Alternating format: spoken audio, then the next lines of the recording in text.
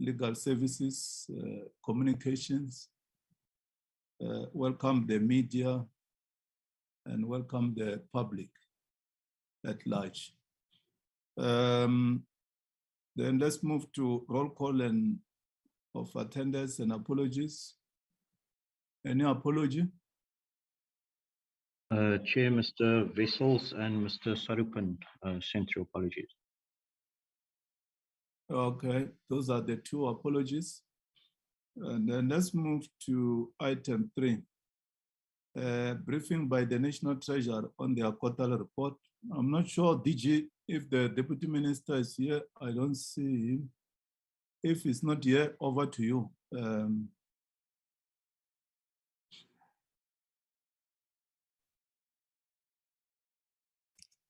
DG, are you there? Yes, not sure I'm here. I'm here. You have the Deputy Minister on the platform? No, he was supposed to be here, and I'm just wondering, but his office, I guess, is checking because I see they're on the room, but we can start. We are fine. We are ready to go. Call him so that we don't have political issues in your office. Let me give you 2 minutes to call him. Thank you, Chair. Yeah, otherwise, what are we now in your minister by default?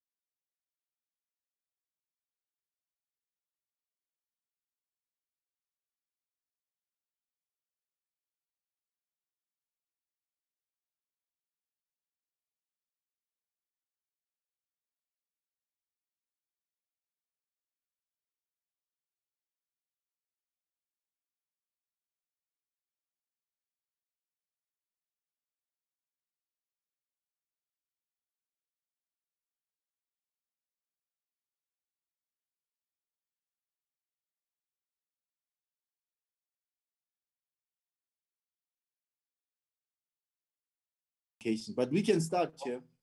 Okay. We can start if that's fine with you. Okay. Yes. Yeah. No, Chair. Thank you very much. I mean, we are here on Q4 reporting, and not the easiest, as one can imagine, because we achieved almost 87% of our Q4 indicators. And key of which include measures to accelerate economic growth, and that's what we've been doing. And we also were aiming at tackling constraints and restore confidence and public trust. And the other one was about safeguarding the fiscal framework, monitoring and analyzing public expenditure, as well as managing public future spending growth and fiscal risk. The main thing that, Chair, we do, as you may be aware, is to coordinate fiscal relations between three spheres. The challenges remain in ensuring that we build and repair financial management and service delivery in municipalities. That's been, in this quarter, has been a daunting task. And as we all know that we've got in excess of 40 municipalities under distress, about 170 or so municipalities under financial challenges of some kind. So that has been our area of focus. There's about 3 municipalities where the courts have ruled that we should immediately intervene, and we've got national representatives there currently. And the latest that we installed was in Queenstown and in Gijima municipality 2 weeks ago. So there are those challenges that we've been dealing with, but however, it remains on our radar screen. Conducting research into strategic plans and areas of economy to better inform the implementation of economic policy remains also an important area and things that we've been doing. Managing government's annual funding program and government's financial systems hasn't been a challenge, and you'll hear us later, and obviously we're still looking forward to that visit, Chair, on that you promised us, and then around visiting us to actually engage further and deeper into the performance of the IFMS program, and we'll obviously be ready to engage the committee on that. Overseeing and improving government supply chain management remains a challenge,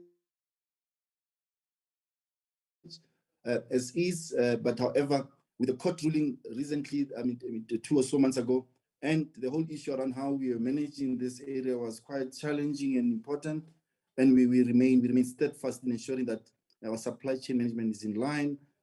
Supporting infrastructure development and economic integrated cities and communities remain key. This is a program, we've got a very elaborate city support program in our radar. We do that, we are engaged with that. But I think it's important, Chair, that we highlight this to the committee in line with our own performance. I have, Chair, as usual, our Chief Director and Head of my office, Laura Ramsey, who's responsible for performance monitoring and evaluation. She's quite critical in assessing and in helping the performance of different 10 units in the Treasury. And so she's ready to present, Chair, with your permission, and take you through various steps that are critical in ensuring that we report and we account properly on our annual performance plan. Laura is here, Chair, and she will take us through a few slides that we can engage on. Thank you very much. And again, apologies for the Deputy Minister, and because we are rushing, I didn't even get a chance, Chair, to greet everybody, all the members, honorable members who are here. Good morning, and thank you for the opportunity once more to engage with you on our annual report, annual report and performance report. Thank you very much. Laura, please. Good morning, committee, and good morning, Chair. Thank you very much, DG.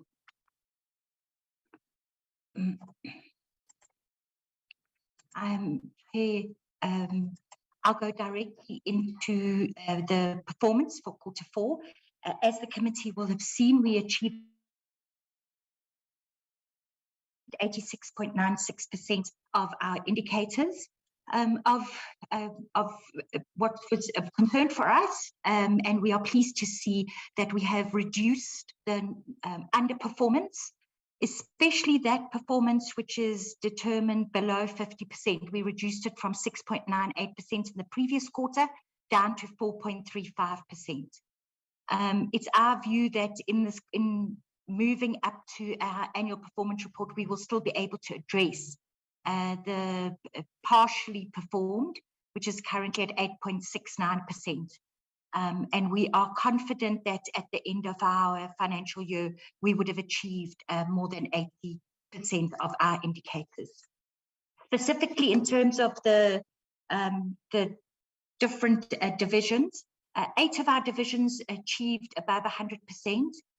The Office of the Accountant General only achieved 57%, and I'll indicate which indicators we underperformed there. But a number of indicators, committee, for the Office of the Accountant General, as well as the one indicator that public finance did not achieve, is due to delays in input information. Now, I know we speak to the committee each time we present on this, but it is important for National Treasury to monitor indicators that are value chain indicators. In other words, we are not completely in control of the entire process, but we are a key part of the process, and therefore those indicators are measuring our response time and our transaction time. Obviously, the downside of that is if the inputs into our value chain are delayed, then it results in a delay in our performance. However, the team then measures the extent to which our divisions respond to delays from other departments or outside entities, and that's an important part of the work that we do. In terms of total numbers, we achieved 40% of our indicators. We partially achieved 4. We realized that for the committees, as we move to the end of the year, that we give a combined not achieved because we don't roll indicators over from year to year. So our combined not achieved is 13%, just over 13%. But we do still track partially achieved because we have a very stringent process to monitor performance against budget, against expenditure. So partially achieved was 4 and not achieved was 2. For program 1, which is our administration, we achieved 100%. ICT remains a key focus for National Treasury, not only because of the recent hybrid model of working, although Treasury is moving towards a full return to work, but because much of the work that Treasury does is highly reliant on ICT, and the future priority work that we're doing around the OCPO, for example, is around automation and modernizing of systems, which equally are reliant on IT. Our risk management maturity levels achieved the planned 3.5%. If the committee will remember, this was a key priority for us this year. We have had challenges in terms of risk, and the organization has done significant work, both in terms of governance and operations, to raise risk within the culture of Treasury. We also produced the implementation of the action plan on our gender mainstreaming, and the special committee that the DG set up to deal with gender matters to ensure that the organization is culturally, organizationally, and in terms of policies and actions, understands and is aware of gender matters is producing great fruit.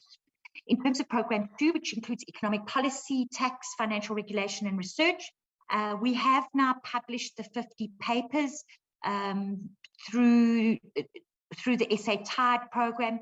These are available on our website. Financial sector legislation has been submitted for tabling in Parliament. The economic forecast has been developed, and the research output related to the macroeconomic policy review and microeconomic reform agenda have been produced as we had intended. Program 3, we achieved 77.78% of our indicators. This relates to our Budget Office, Public Finance, and IGR. Significant in terms of reforms introduced. 30 catalytic projects were approved in spatially targeted with regards to metropolitan cities, secondary cities, and rural towns.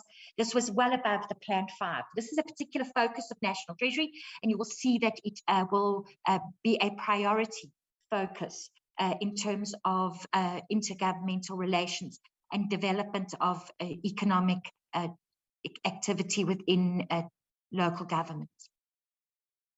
Our partially achieved was in terms of 96% of cabinet memos received were commented on.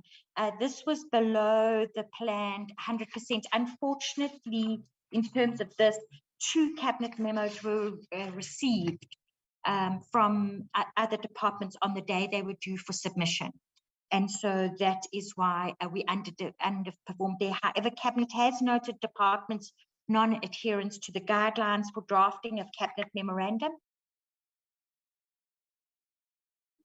and specifically in respect of the distribution of these memorandum, the relevant ministers and cabinet secretaries have been requested to address matter so that public finance does not underperform. In terms of our technical advisors placed, this is part of the MFIB program. This is very much a time-bound related underperformance. 5 terminations were received during quarter 3 and quarter 4. This is then a natural attrition in this program where our technical advisors sign as they get close to the end of their contract. They then indicate that whether they would not want to renew their contract. The MFIB program has been reviewed by National Treasury and significant recommendations have been put forward, which has been accepted by the DG in terms of recognizing the importance of program, where performance has not been as intense as we would have wanted it, and we have now implemented significant additional controls and supports in order to address and ensure that the important work that this program does has a greater footprint in terms of number of municipalities assisted, equally the type of assistance we provide, but most importantly to ensure that the municipalities own the assistance and are able to then sustain the assistance after the program moves on to a different municipality. There was underperformance in terms of the jobs fund. We did not disperse the amount that we had initially intended. This was mainly due to the, just to remind the committee, the jobs fund will not distribute funding unless the equal funding, the grant funding is provided by the recipient.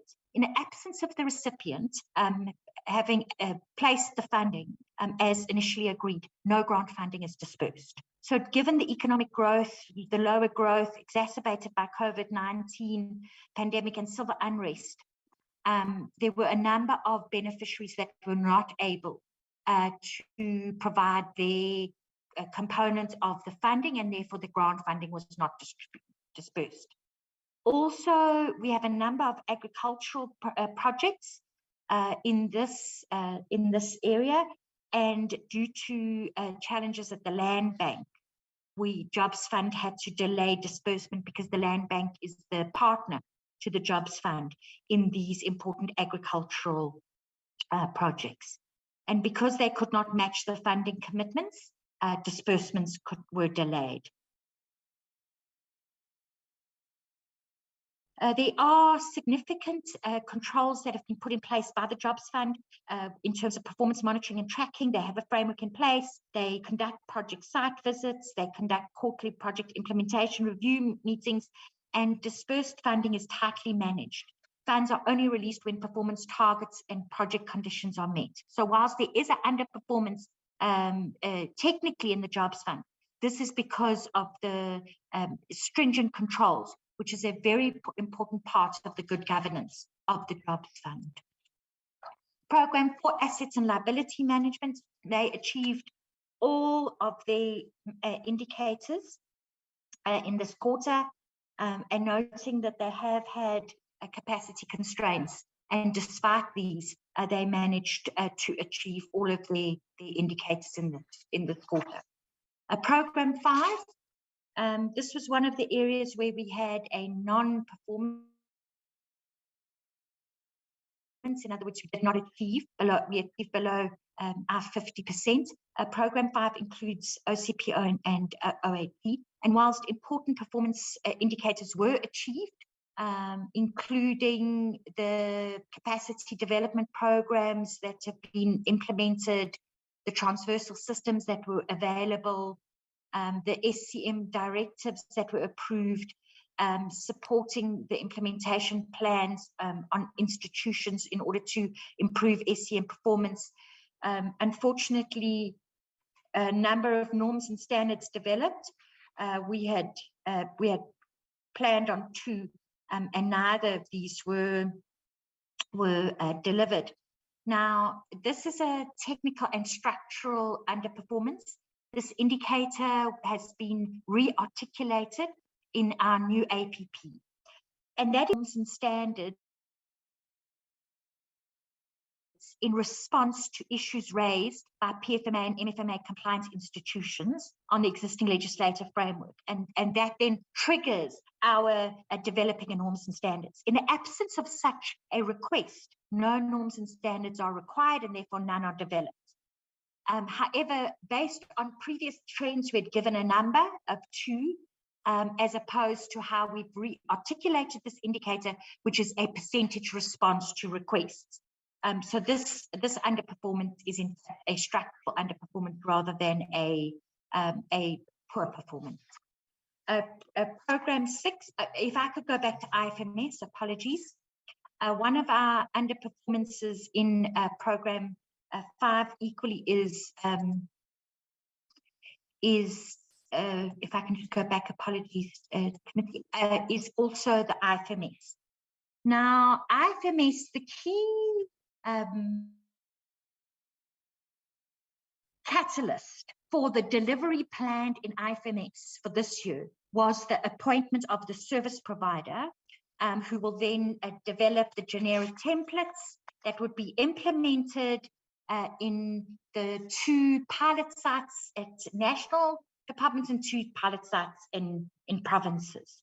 The procurement process was managed under the auspices of CETA, as it's a IT procurement.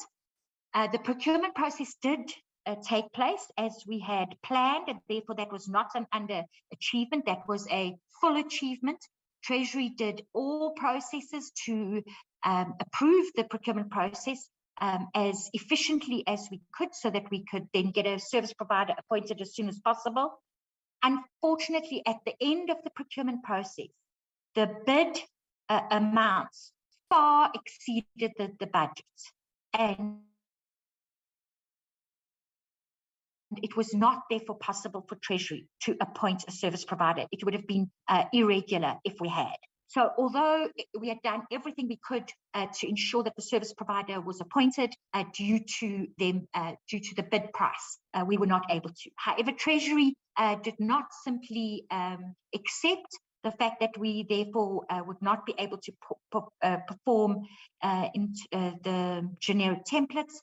We engaged, and in terms of government, there are resources that are available, particularly at provincial level, that will be able to assist us with the development of components of the IFMS system, and in particular our recruitment. And we wish to thank Western Cape government for assisting. We have now an agreement whereby we are utilizing the resources. The recruitment module, which is part of IFMS, is being implemented, is being developed for implementation and rollout. And whilst this is happening, the steering committee is considering alternative methodologies for implementation, given the price challenge.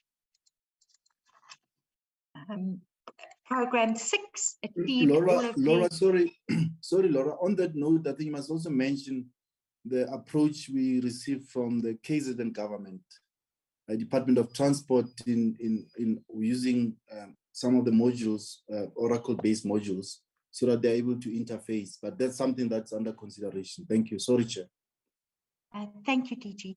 So as DG has indicated, what we are doing is applying as many measures as we can to ensure that IFMS is implemented rather than of implementation. Equally, where departments and provinces have licenses used for IFMS related activities, i.e. in the financial areas, HR, performance, supply chain, we are consolidating those licenses under the single IFMS license. So Treasury is applying many streams to address the performance of IFMS. Program 6 achieved all of the indicators, as did Program 7, reminding the committee that Program 7, in terms of our APP, looks specifically at the SLA between Treasury and JEPA, and not all of JEPA's measurements, as they have their own APP. In terms of human capital, our vacancy rate is 13.77%. Remembering that Treasury uses an expanded vacancy rate, which includes long-term contract as well as internships as part of our vacancy rate.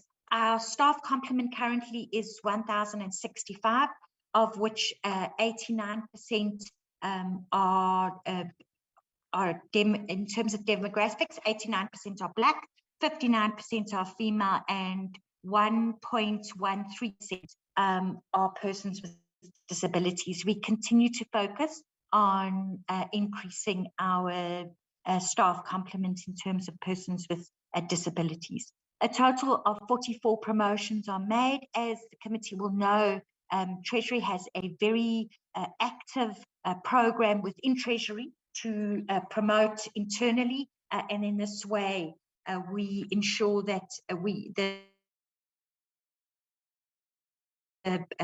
as employees move up through the system of Treasury, they are inculcated into the culture and the skills, wide skills, capacity and experience required to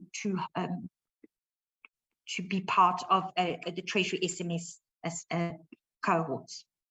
98% of SMS's members entered into performance agreements, and those who do not sign will not be eligible for performance rewards. And 29% of our employees participated in skills development and leadership programs.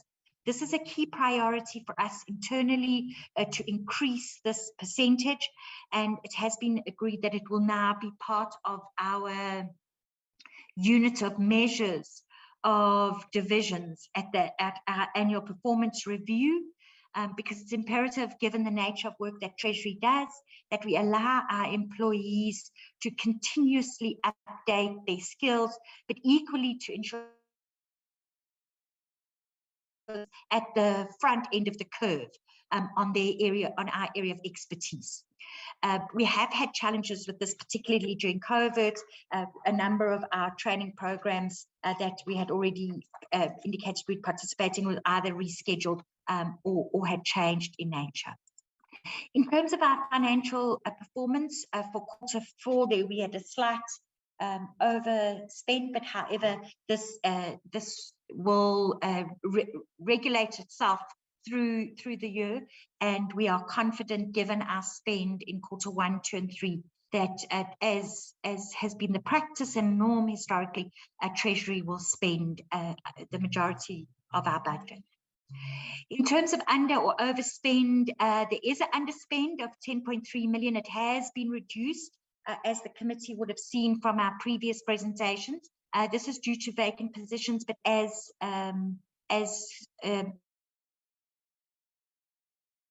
the committee will know that Treasury has been filling our vacant positions, and we will be pleased to know that in terms of the current key vacancies, that 2 of the DDG positions, the recruitment process is completed, and they are currently, the cabinet memos at DPSA for consideration, and we're expecting it to be placed for cabinet approval shortly. We had underspending in terms of goods and services, were in terms of the consulting services on the Municipal Revenue Management Improvement Program. These have been delays in terms of the initiation of the tender process. However, that has been resolved, and we're expecting this program to be reaching its budget and performance milestones. I've explained the IFMS delay. It is simply not possible for Treasury and would have been it would have been incorrect for Treasury to appoint a service provider who was charging us more than we actually had budgeted for. And then in terms of OCPO, there's been some underspend in terms of their consulting services, and some of that has been deferred to 2022-23. And this has been due to delays in commencement of project, mainly around supply chain matters, but these have been resolved. In terms of transfers and subsidies, there was an overspend. This is in terms of the Neighbourhood Development Partnership grant transfers to the city in terms of the employment program window, partially offset, as we've indicated, with the payments on Secret Service, which was paid earlier in November. So the underspend in Q4 effectively has been equalized across the year. We had an overspend in payments of capital assets. This was mainly in terms of the procurement of network land within the ICT unit. This project was earlier, it was projected for earlier, but it was only processed in March 2022 due to the global delays in delivery of goods relating to ICT. Also payments of financial assets, there was a small underspend. This relates to the land bank, and the committee is well aware of matters around land bank. Equally, the 400 million that was underspent by land bank was partially offset by the overspend in terms of the development bank's 7th capital installments. And so given these balancings between overspend and underspend, Treasury is confident that by the end of the financial year, well, as of the financial end of the year, we have paid within our budget. This is just to indicate, as the committee knows, that by far the majority of National Treasury's budget is in terms of payments of financial assets, as well as transfers and subsidies, and the rest is 2% goes to goods and services, and only 1% is for compensation of employees. Thank you very much to the committee, and I'll hand back to you, DG. Thank you, DG. Chair, thank you very much. Our presentation ends here, and we are more than happy to engage the committee. Thank you.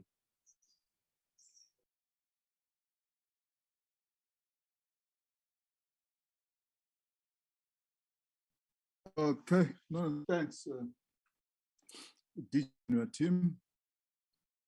Honorable members, that's the presentation. Clarity, seeking questions, comments. Dr. George, over to you. Thank you, Chairperson, and thank you for the report. My understanding is that the National Treasury is responsible to oversee the management of the public finances. Now, this is a very broad responsibility given the amount of money in the public financial system. We do, however, know and see very clearly that there is massive leakage and irregular spending and fruitless and wasteful expenditure of the people's money. Now, you have scored yourselves highly on public finance and budget management, yet we have this problem with what I've just mentioned in terms of the leakages and irregular expenditure, etc. I do understand that there's obviously a wide network responsibilities across government, given the large amounts of money. But my understanding, as I said, is that Treasury is in fact responsible ultimately for the effective application of that money and the oversight thereof and the consequences if it isn't done.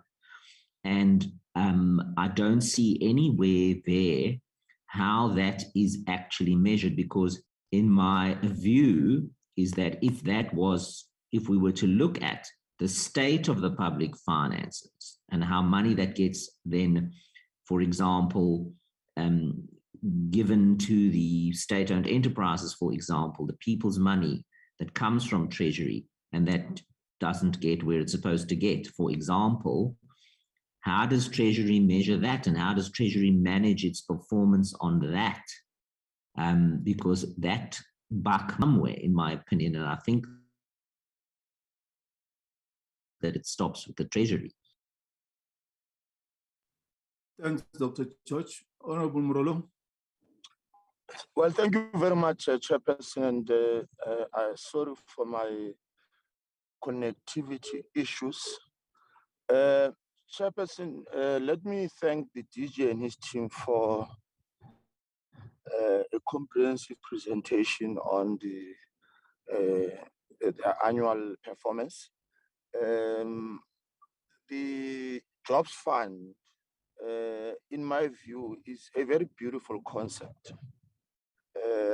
The only concern we will always have is when it is unable to fulfill the purpose for which it was created. I'm worried that there has been no disbursement in the past financial year. And I'm not suggesting that the concept itself must be repurposed.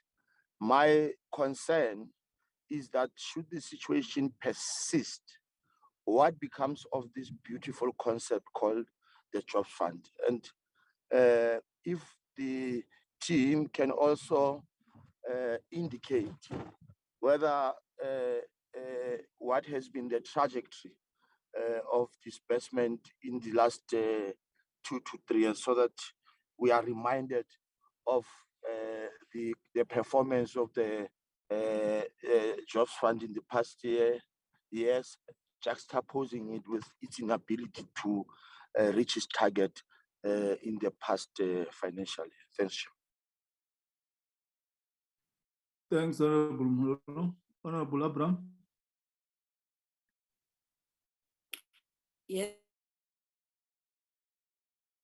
Chair, thank you so much. Chair, my take is on municipalities, and I think there's even the former minister had announced that he had also been allocated as mayor of one of the dysfunctional municipalities. My question is whether before the municipalities fail dismally, is there assistance from National Treasury that these municipalities are able to access? Secondly, with so many municipalities in distress, is that not draining the brain of National Treasury? Is National Treasury coping with so many municipalities that are in distress? And if I may, what could be the long-term solution to this problem?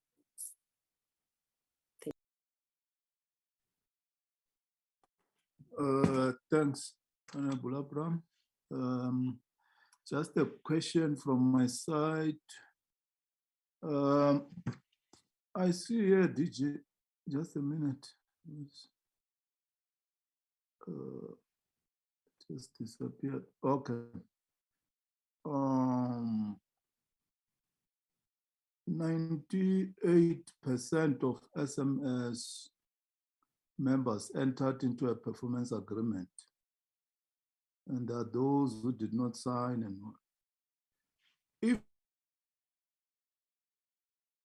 SMS, I'm not sure, SMS start from a director, hopefully upward until to the DG.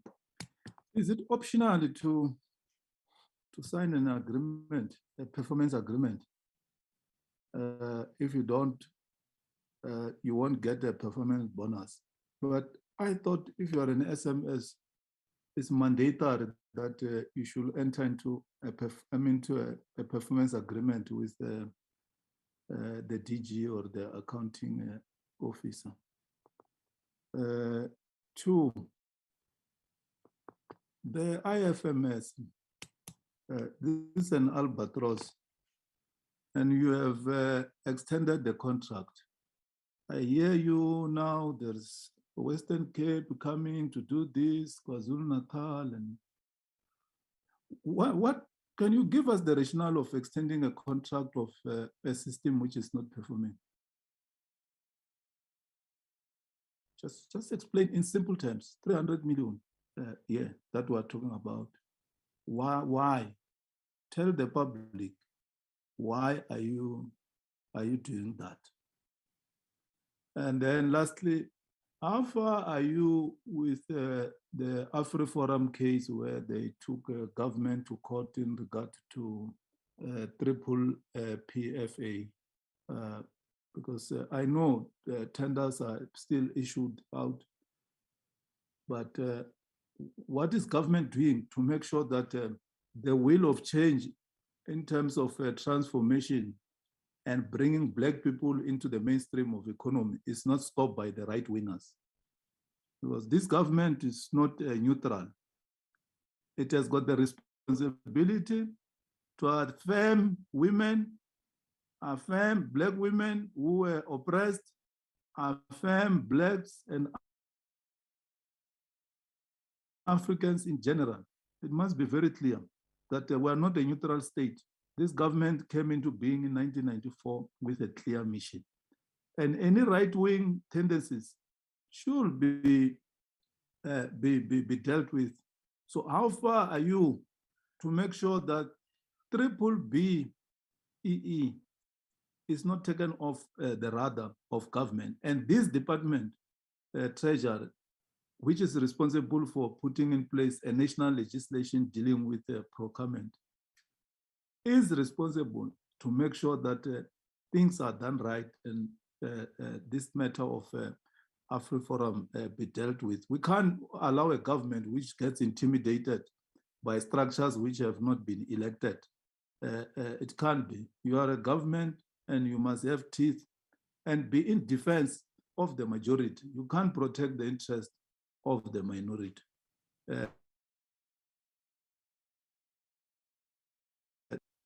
No, thank you very much, Chair. I totally agree with you on the last point, starting with you, that I think it's a matter that we, the principles underpinning the Constitution is what should inform us in how we engage or approach litigation, and also, brief our lawyers in a way that we have to. No doubt.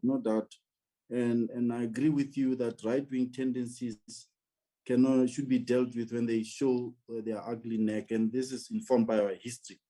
So coming from that thinking and understanding, we obviously recognize the independence of the courts. We recognize the processes that the court has put in place, and we have to abide by those, which then is different in terms of arguing these matters if we have to, because those will argue without fear or favor. But the issue here is a process issue, whereby we did, file an affidavit seeking clarity with the courts, so that, because the court was not very clear. And what we cannot do is to keep on, how the court system functions, Chair. I mean, I always say to our lawyers, can't you just call and check? They say, look, court processes are on their own. We have filed our affidavit. We are waiting for the court to rule, and to the clarity that we're seeking for it to be very clear, so that we know what we are attacking, what we are dealing with, and what we will be defending. So that process is ongoing until such time that the court comes back to us, Chair. We'll have to wait. But what we did not do was to stop procurement. What we did not do, we did put measures in place for procurement to continue in the way that is continuing, obviously without flouting what the court ruled as unlawful. So there's also an issue which I must clear now, Chair, that says Treasury has stopped tenders. No. We have not stopped tenders. I think the two letters that we wrote in February and March, the first one was very clear, because we had to act fast, so that, lawful, this was on the 25th of March, but, 3rd of, April, we had confirmed and specified and clarified that procurement process should continue. So there shouldn't be any confusion.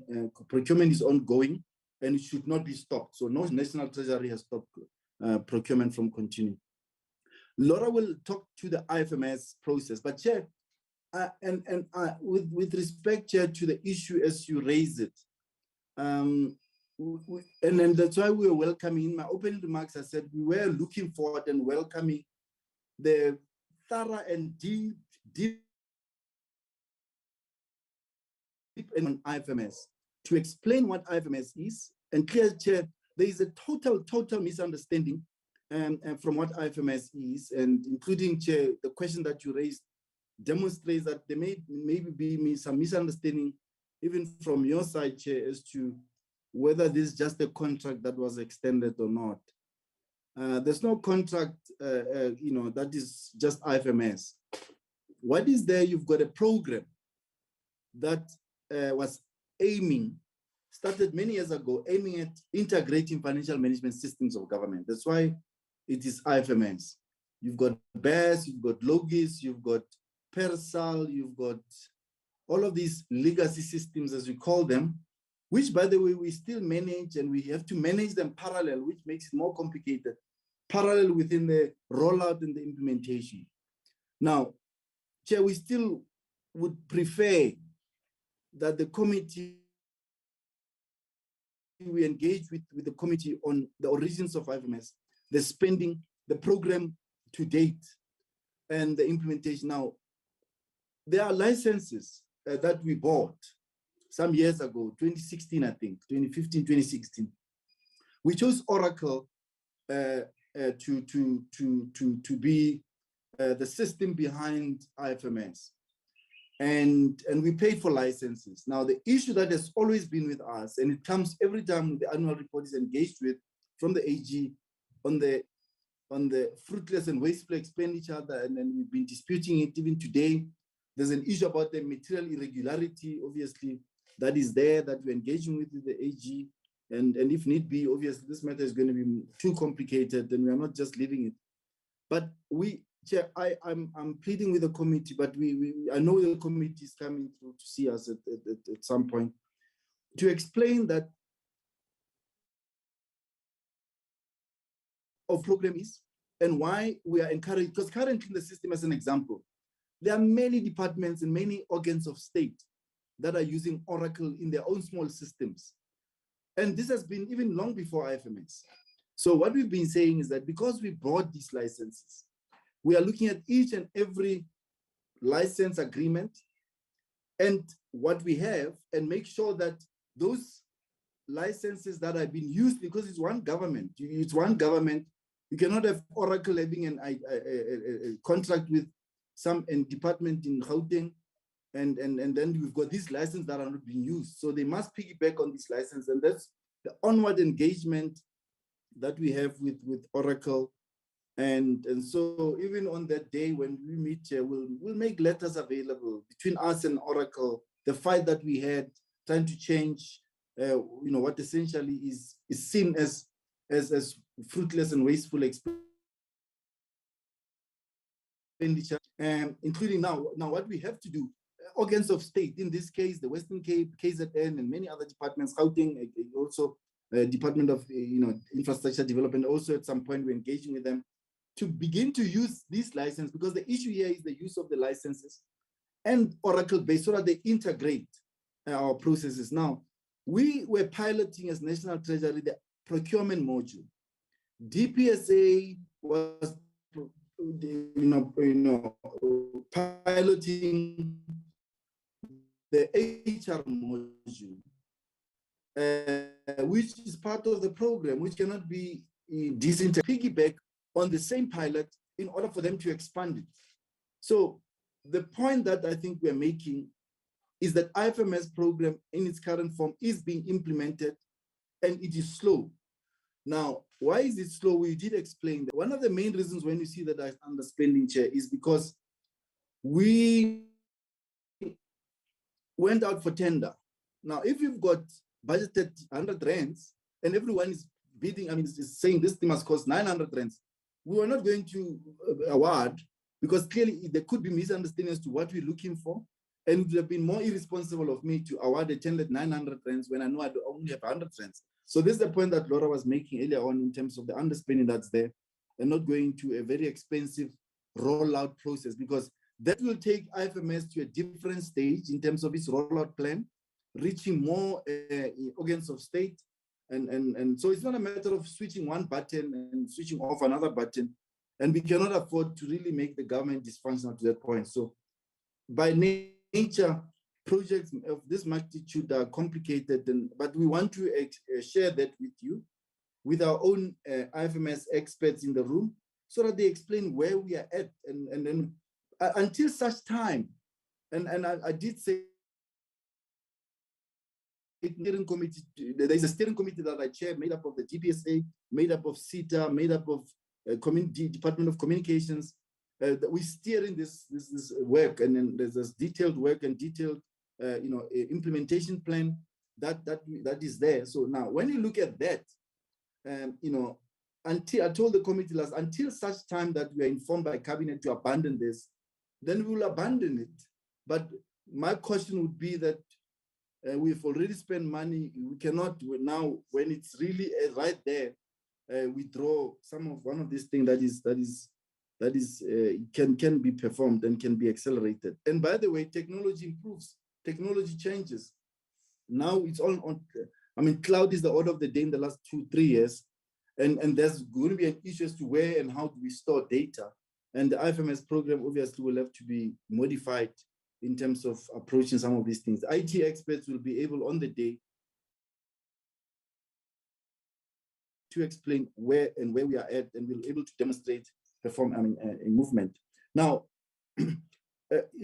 Honorable, again, Laura will come back to this IFMS one, and she will also come back to the SMS one around this. It's mandatory. I mean, and look, it's not only about saying they won't get a performance reward, but it's also about issuing letters, warning letters, or disciplinary processes, because it is mandatory for all SMS to enter into some agreement of some kind. It will be interesting to know, and maybe Laura has got these details so that we know exactly what we did. It's unacceptable if people don't, because it's, again, if you're an SMS member, the public service regulations dictates as such. So it's not an either or. Now, municipalities, Honorable Abraham, and I'm happy you've been consistent on this matter around the performance of municipalities. We are not coping. We will not cope. No system, even if it means then I must have a lot of officials. If we're only talking 43, just as a basic example, these are the worst performers. You also have a total about what, 1A, 170 or something, which are in financial distress that we need to engage with. Only a handful of municipalities are performing. Now, if it's about improvement in financial management, oversight that we must play, we can do that. But Chair, if the system of oversight and governance is not functioning in the whole of South Africa, then the National Treasury on its own cannot do it. It cannot do it because you assume that the PFMA and the Municipal Finance Management Act, underpinning those two pieces of legislation, is the role of accounting officers and in our own management, the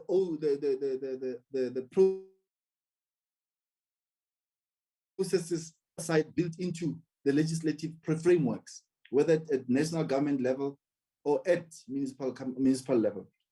We are here sitting with you, Chair, today, and you are holding us accountable on our performance. And it is expected, Honorable Abrahams, that councils, oversight bodies in councils should hold the municipal manager and the CFO and all those Section 57 or 56 managers in the room, and they must account on the performance. Is it happening? You and I know very well that it's not happening because politics is in the space. It's in your face at municipalities. And this is something that sometimes we are not honest with ourselves to make sure, to know that the dysfunctionality in many of the municipalities is as a result of the political squabbles. Now, if the deputy minister was here, he should be saying these things. It's not with Minister of Finance at Ndijima municipality 2 weeks ago. We were there, and what I saw on the ground, it is not my day-to-day work area. I was there with Madijan, who handles these things, one of my DDGs. But the reality is that you have squabbles. Sometimes it's between and among political parties, within one party, etc., etc. That's why I'm summarizing by saying that dysfunctionality to an extent is as a result of two. There are instances where there's two municipal managers. there's dysfunctionality in Mangaung, there's dysfunctionality in Lekwa, and dysfunctionality everywhere in some of these challenged municipalities. But until at a point when there's sanity around how politically these matters should be dealt with, the Treasury can try and do things on the margins, we will not cope. And it will not also be in our space when two speakers or the speaker and the mayor are fighting each other. It is not something that the Treasury officials like myself can sort out, but it's also becomes a party issue or an intra-party issue sometimes. And that's politics, which is not my space. Now, the long-term solution is exactly what I'm saying. Politicians must hold each other accountable on these matters that we don't have control over. I'm here to bemoaning the fact that what we see as National Treasury in the function of municipalities is the issue of politics. Now, I wish the chair, the politicians in the room will be able to, from all party political structures, should be able to hear us saying this and engage at the right level with the right fora as to how to address some of these things. But the simple answering to your question, Honorable Abrams, we are not coping as the National Treasury. The challenges are just too many. We all know that we give grants. When we go to, I was in Klerksdorp last weekend. I was in Queenstown recently. There's potholes in the middle of the city, of the town. But when you certainly know that money should be available and is there to at least fix essentially the inner city, but the challenges are many and they're just too many. So, but we are not coping. Honorable Morolong, thank you very much. Laura again will add on the jobs fund question around the ideas that we have around the jobs fund and what we are thinking. Repurposing was in our radar screen, by the way, and it has been featuring prominently as to should we be repurposing the jobs fund? Is the jobs fund at the right place? When we created the jobs fund with a 9 billion rand budget some 12 years ago, there was no home for such programs. Maybe now, 10, 12 years later, there is a different home. So, but the repurposing the jobs fund, in my own worldview, is important. You've got the skills base of what, 50, 60 officials there that cannot be that cannot just be put to waste. So how the jobs fund assists the government in accelerating jobs will remain issue.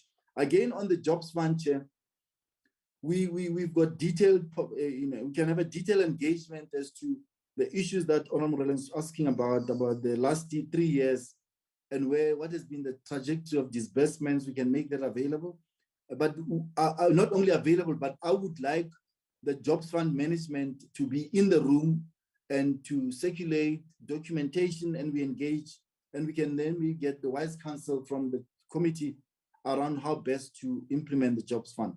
But Laura will talk a little bit about that. Dr. George, maybe it's a misnomer which you must correct, by the way. There is a division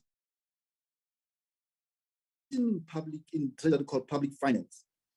We should actually rename this division, maybe most probably, I think, because your question suggests that there may again be a misunderstanding of this particular program and what it does. And I agree with you broadly. The Constitution is very clear around the management of public finances, and this division is only is an oversight, division called for national departments. Actually, we should just call it national government budget, something like that.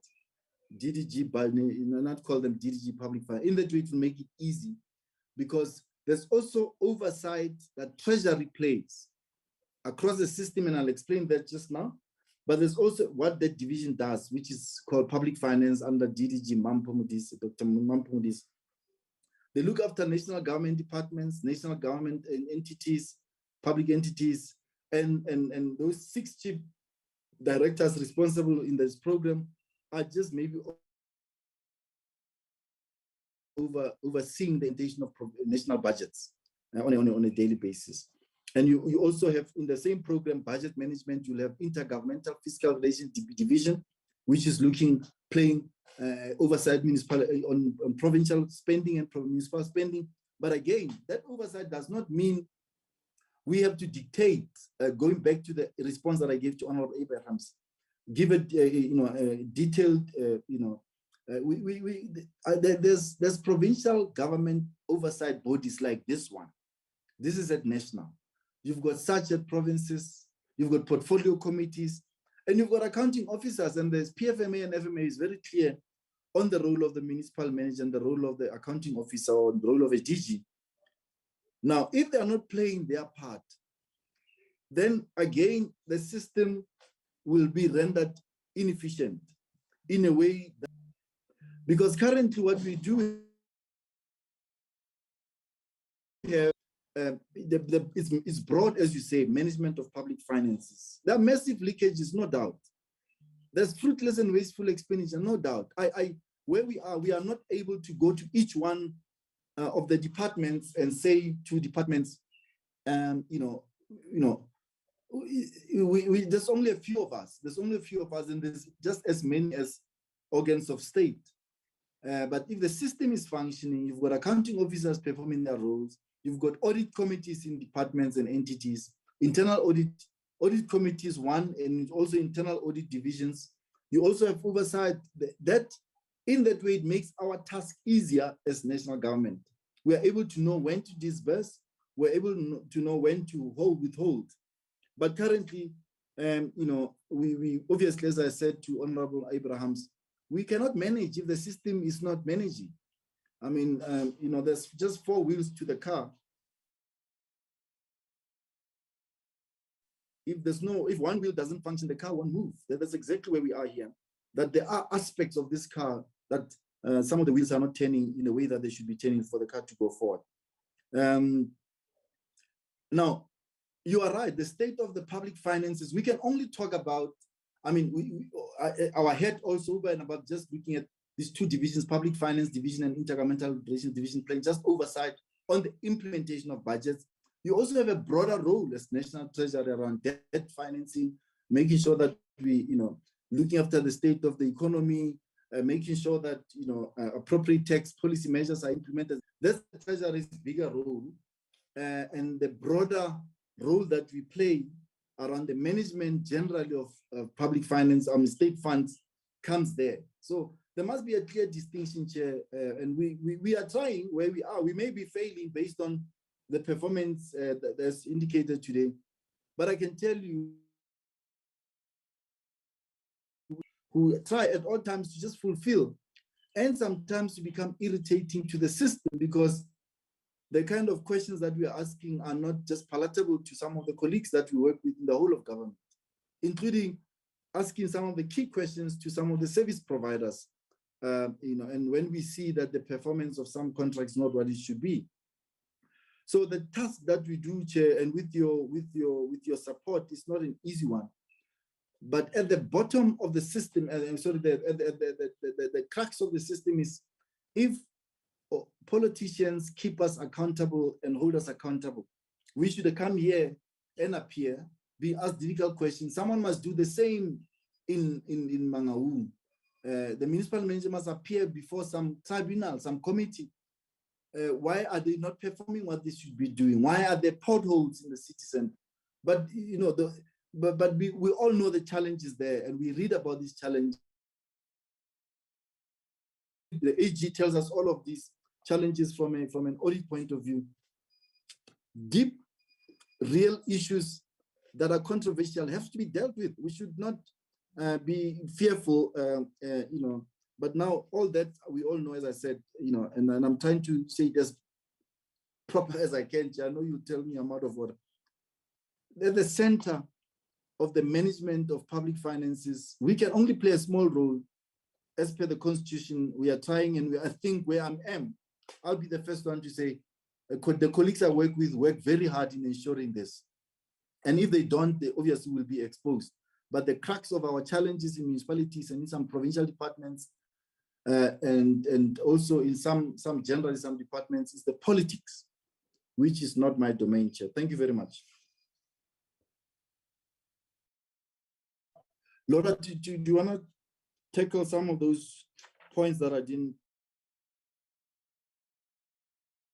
talk to. Thank you. Thank you. Thank you, DG. Committee Chair and committee, thank you very much for the questions. I'll address some of the matters around the Jobs Fund, the performance agreements, and IFMS.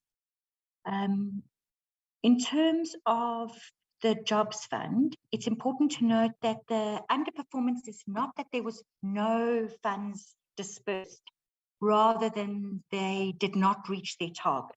So for this year, we had, for this quarter, I apologize, not this year, this quarter, we had intended to disperse 6.317 million, and we dispersed 6.075 million. So it's an underperformance rather than a non-performance. In terms of the figures that was requested over the period, the 3-year period, the target in 2019-20 was 5.825 million, and we dispersed 5.037 million. The target for 2021 was 5.778 million, and we dispersed 5.687 million. And the target for 2021-22 was 6.317 million, and as indicated, we dispersed 6.075 million. So re-emphasizing, money has been dispersed, but not to the extent that we originally targeted. However, this is not an indication of underperformance.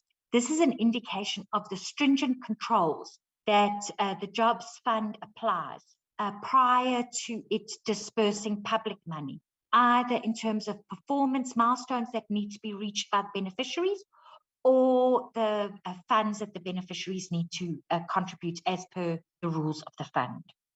In terms of performance agreements, the committee will know historically and by practice, Treasury has achieved 100% of performance agreements being signed by SMSs. That will be taken. It's my understanding that in terms of the SMS cohort, it was 3 performance agreements that were not signed on time. So it's not that no performance agreements will be signed at all, but rather our indicator is that the performance agreement is signed, and it's signed in terms of the deadline. And we are addressing that, and will ensure that the performance agreement A is signed, but there is consequence management.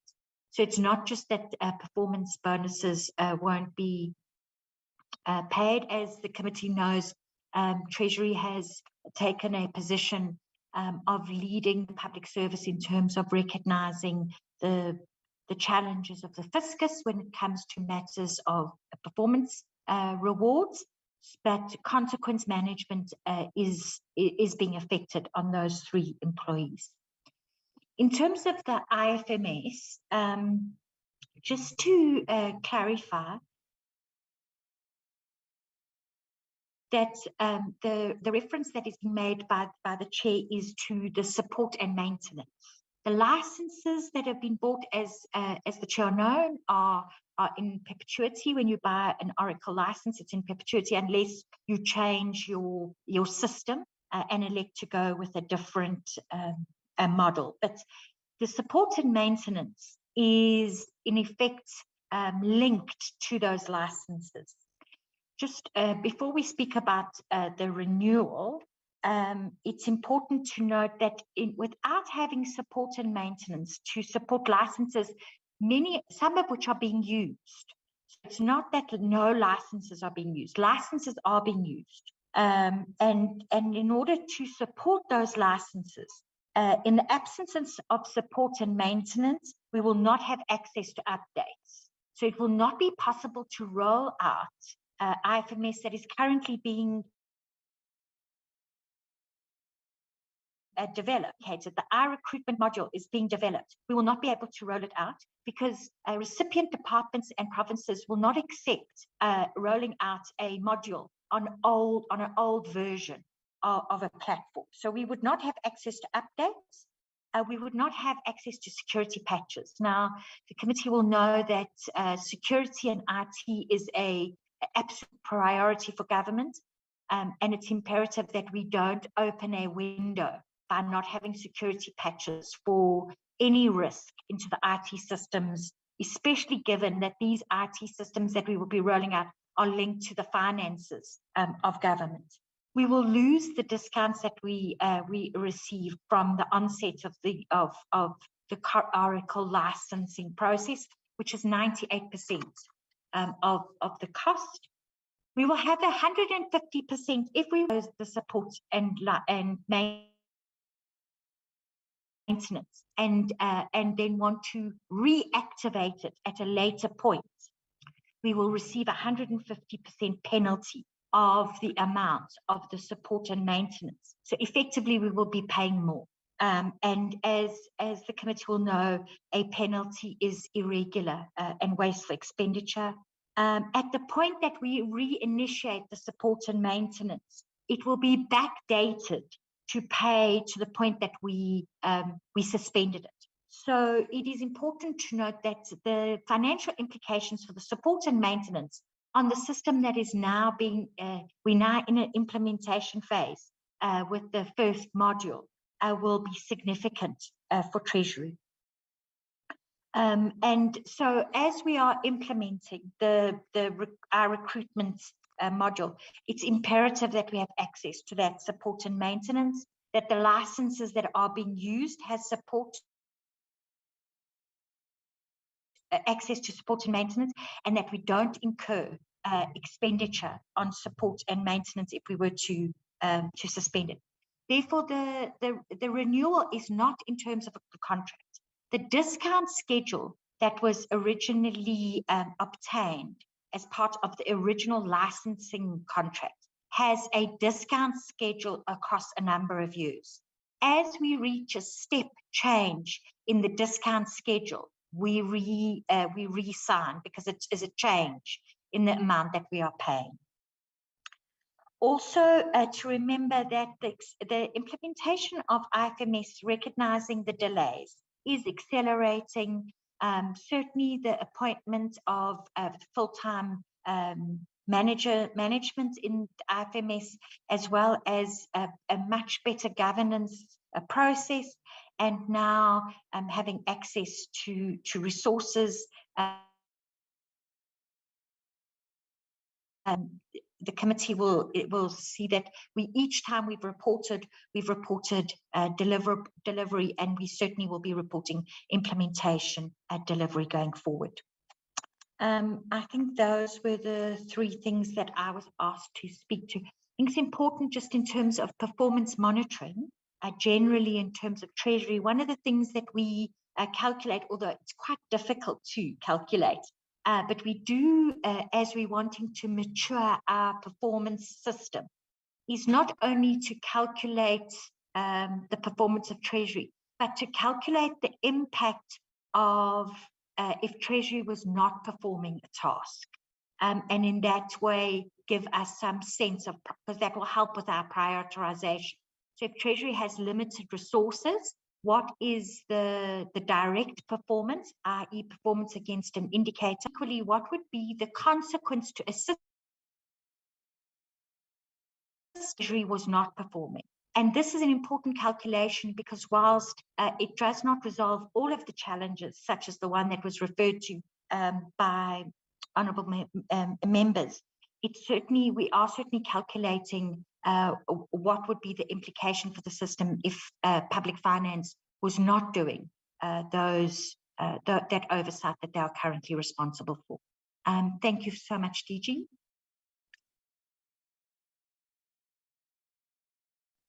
Thank you, Chair. Yeah, thank you very much. Okay.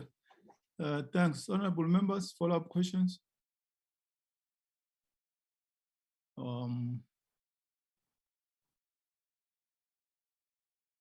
Let me make a follow-up teaching so that we're at the same wavelength of this issue of IFMS. On the let's get this phone off. 30th November last year, when we were compiling the BRRR, this is what you said, DG, that 1. Mr. Mohaidana explained that the fruitless and wasteful expenditure had been incurred primarily for technical support maintenance of software licenses for IFMS.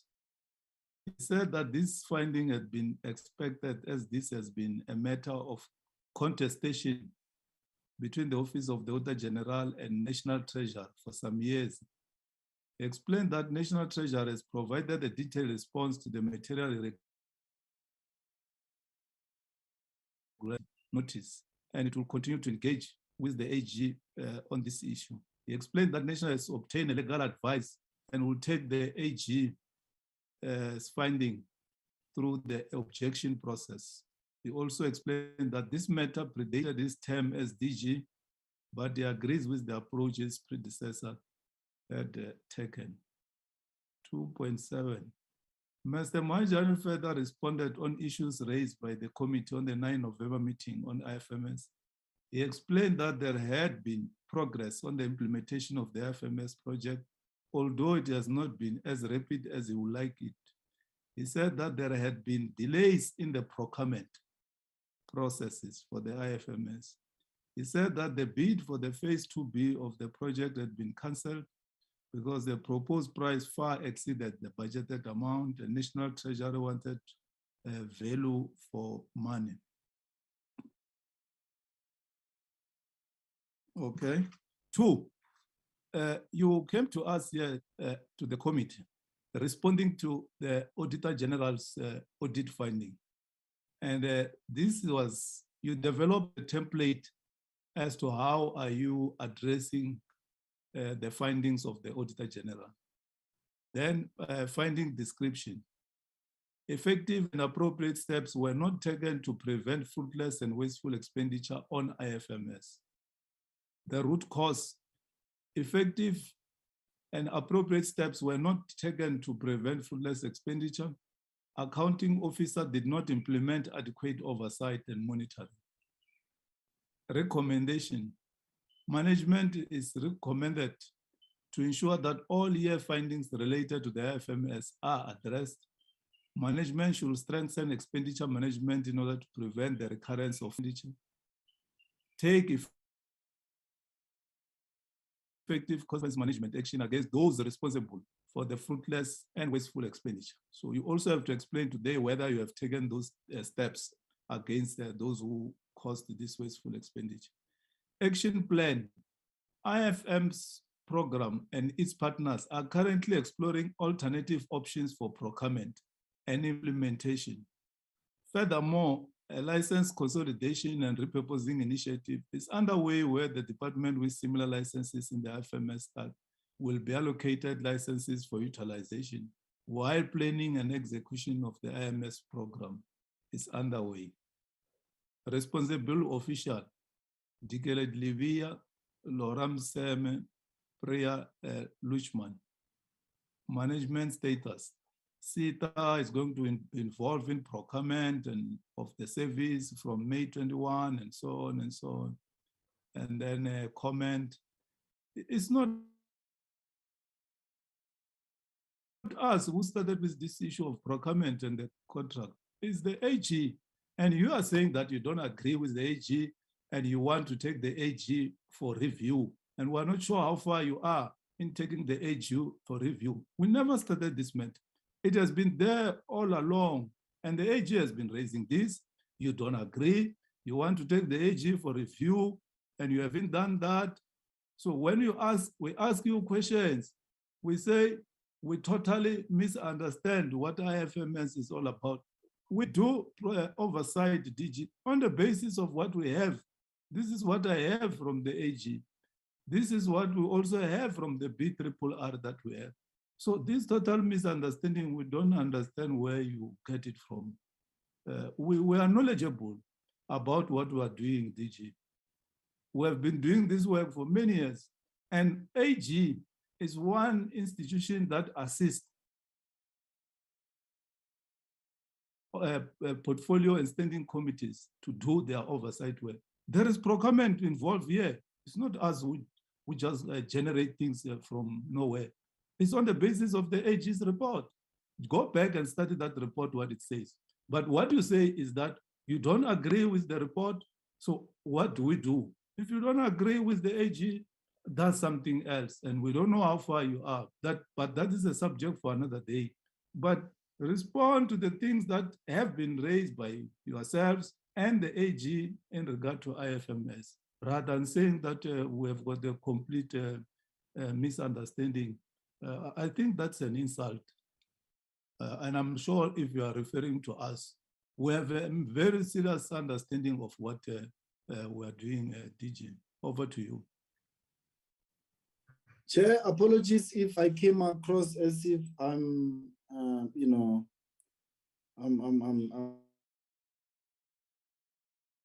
putting you in the state that you're in now. That's not the intention. That's not the intention at all. I've interacted with you many times in this committee, and at no point did I undermine your understanding of your work, and I will never do that. And it will be out of my character to even try and suggest that you don't understand your work. So it's not what I'm saying. But when I say maybe there's a total misunderstanding, Chair, it is on the sentence that says, I extended the IFMS contract. Now, my response was that maybe there's a misunderstanding in terms of what that means, because there's no contract that has been extended. IFMS contract has been extended. It's on that sentence and nothing else in terms of what my response was all about. So, but I'm still saying if it's it's only when I said, Chair, that maybe there could be a misunderstanding from your side in terms of what this is, because we did not extend an IFMS contract at all. But again, the background that you mentioned is quite important. Now, the issue about material irregularity is there currently with the AG. We've had endless meetings with the AG, including the colleagues in the AG office who engage with us. It's going to be a while, Chair, to find each other on this matter with the AG and what that means. And you will, again, in the next iteration, go to your notes and say, but what have you done with the officials who made sure that this, IFMS, the irregular spending is incurred?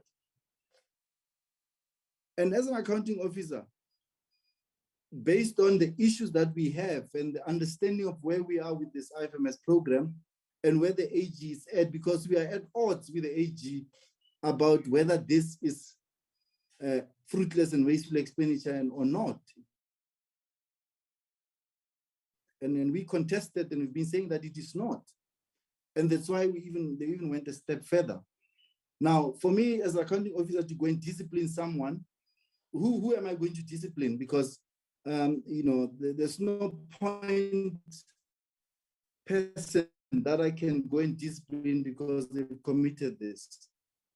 Unless the explanation and the detailed explanation that Laura gave around the contractual arrangement on Oracle, then on that own, then I will be very irresponsible to stop payment of licenses as per the original agreement, because of the penalties that are built into a contract that was signed by my predecessor and colleagues who were at the IFMS program at the time.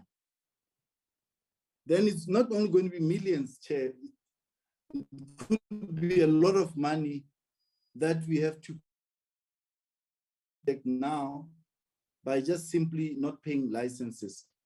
What the AG, and it will be like that, and the AG knows that, and that's why you've been at it for long, Chair.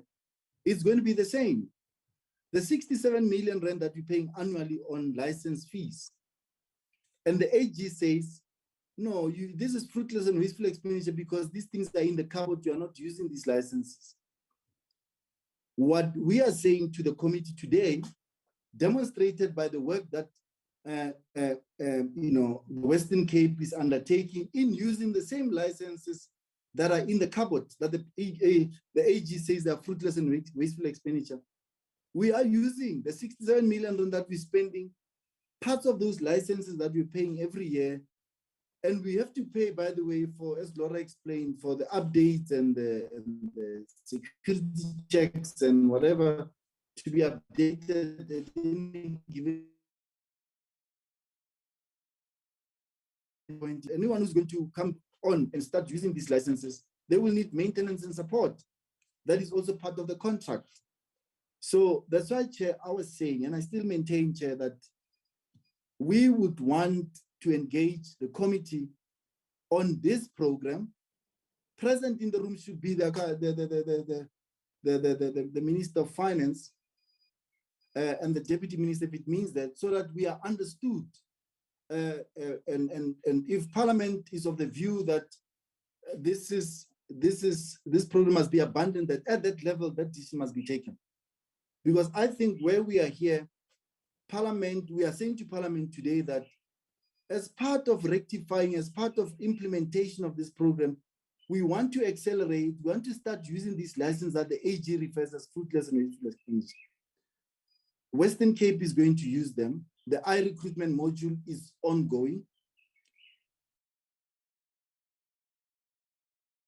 Secondly, we are going around the system, organs of state, to check where Oracle licenses have been used so that they can be replaced. If the agreement allows that by these licenses that already national government is paying for. As I said, and I intervened when Laura was presenting, and I said, we received a letter last week from KZN, Department of Transport, who are requesting to participate in these contracts, Oracle contracts, so that they are able to advance whatever they want to do there. And as I said, the department, colleagues who will deal with these things are looking into that to allow. And this is part of the implementation of the program that is IFMS. Now, until such time that this is abandoned, then I don't have a choice but to implement. And abandonment can only be, and I know ministers are talking. The governance committee of the IFMS project comprising of ministers met, and there's a view from some of the ministers that maybe we must relook at this and that, and maybe even with the idea of stopping this. And so, and obviously that conversation is ongoing. It's not conclusive. But yeah, until such time that that's ongoing, I will continue looking for opportunities and options that will make this irregular expenditure disappear in terms of the implementation of the licenses. That AG for years has been saying this is fruitless and wasteful expenditure. And we've been arguing that it's not, because firstly, and just to give a little bit of background that we will give when we meet and engage the committee in detail. I may get the numbers wrong, but I think I'm right. At the time when I was still not in the space, but I was in the treasury, so I can recall what could have been discussions at the time. We paid the charge, to buy these licenses was going to cost us 780 whatever million at the time. But it was then agreed that we pay, and this is the negotiations now with Oracle as acquiring these licenses, which is going to be the bedrock of the implementation of the IFMS program. A discount was given, and we ended up paying like 400 plus million at the time. Now, if the AG at the time was saying, but this is fruitless and wasteful or irregular, whatever, or there's no value for money, at the time, it made sense for the accounting officer of that time to save government 400, 500 million rand in acquiring these licenses. And at the time, it was on the backdrop of a program that was there that was going to be implemented. When I came in as DG, there were program implementation challenges, Chair, that I came in immediately, and there was a long period where I stopped any payment from happening because there were internal audit with and checking with, and we are correcting the program. So, and the AG's point has always been consistent on this. They say, no, there's been delays in implementation. Yes, there were delays that I took for reasons that I didn't want to further incur expenditure that I cannot account for. And we have been very instrumental since. There was a forensic investigation in IFMS. The report is available. Because again, during the process of investigation, I did not want to incur any expenditure when I did not know, as a new accounting officer, what's happening in IFMS. The report came, the report identified certain deficiencies. Those deficiencies are implemented, they are being corrected, and the AG is aware of that. Now, when all of this happens, and the AG, every year in, year out, they raise the same issue until at a point where this matter is then categorized as material irregularity, and we are taking it on. And the consequences in terms of the Public Audit Act of the Material are dire, even for myself, individual, as a person, as an accounting officer. I cannot just sit back and lie low and just hope that it will be sorted. But it's important that we not only look at this as we have to look at it at the broader impact that it has on government, the spending that happens, the implications as to what will happen if I stop this. Because what we normally advise departments and organs of state is that you immediately, if there's irregular spending or fruitless, you stop it and gauge the consequence. When I stop it, we can even pay almost double, I think, based on, we have to go into the agreements. We can double check that and tell you the implications directly of what it means to stop the paying, for these licenses, and the discount, and how we will lose the discount that we got back in 2015, 2016. And all of this is all in the agreement. It's not something that, Chair, I'm making it up as I'm speaking with you. Still appeal, Chair, that we would then want to engage the committee.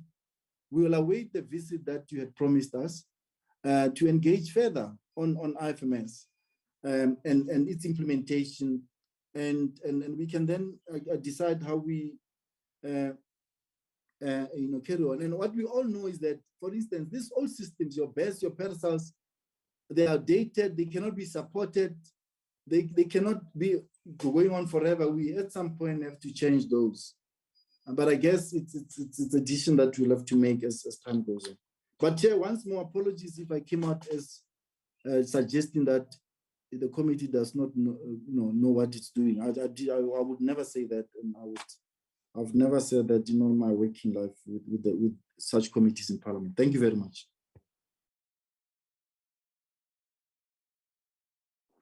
Okay, thank you, Tichi. Remember, we wanted to come to National Treasury, and what happened was that there was a trip that the minister and the DG were taking to America. I'm not sure whether you are attending a meeting of World Bank and or IMF. Yes, Chair, it was the spring meetings of the World Bank and IMF. Yes, you're right. Yes. So we were scheduled to come to National Treasury. Then there was that letter that we received that you are going to America. Hence, we had to change to visit, I think, FFC, because the other institutions that we were visiting was the Land Bank and the Sasria. So we'll create space to come there. If needs be, we can even meet those that committee of ministers. Because what we are saying is that the Auditor General, in terms of the Constitution, is the supreme audit institution of South Africa. And if they make an audit, there's no reason why Parliament should differ with them, because we work very closely with Chapter 9 institutions who assist us to do our oversight work, be it the AG, the PP, and the other institutions which are there. So let's come to Treasury, and we'll also bring the AG on board. The AG should be there at Treasury so that you explain in simple terms, because this is more than 5-year problem, and this does not seem to be a solution as of now, more especially in regard to the audit of the AG. And so let's take it from there and see how we deal with it moving forward. Let's move to the next item of, is it the Kuwait, Alan, what is it?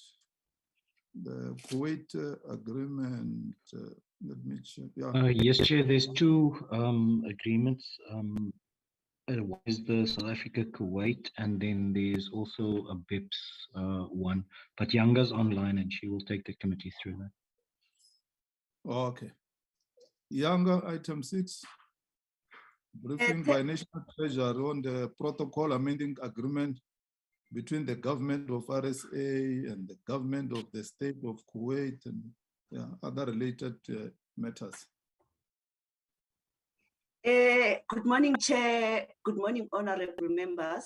First of all, I want to apologize for our DTG, Mr. Ismail Momoniat, who normally leads on the tax issues.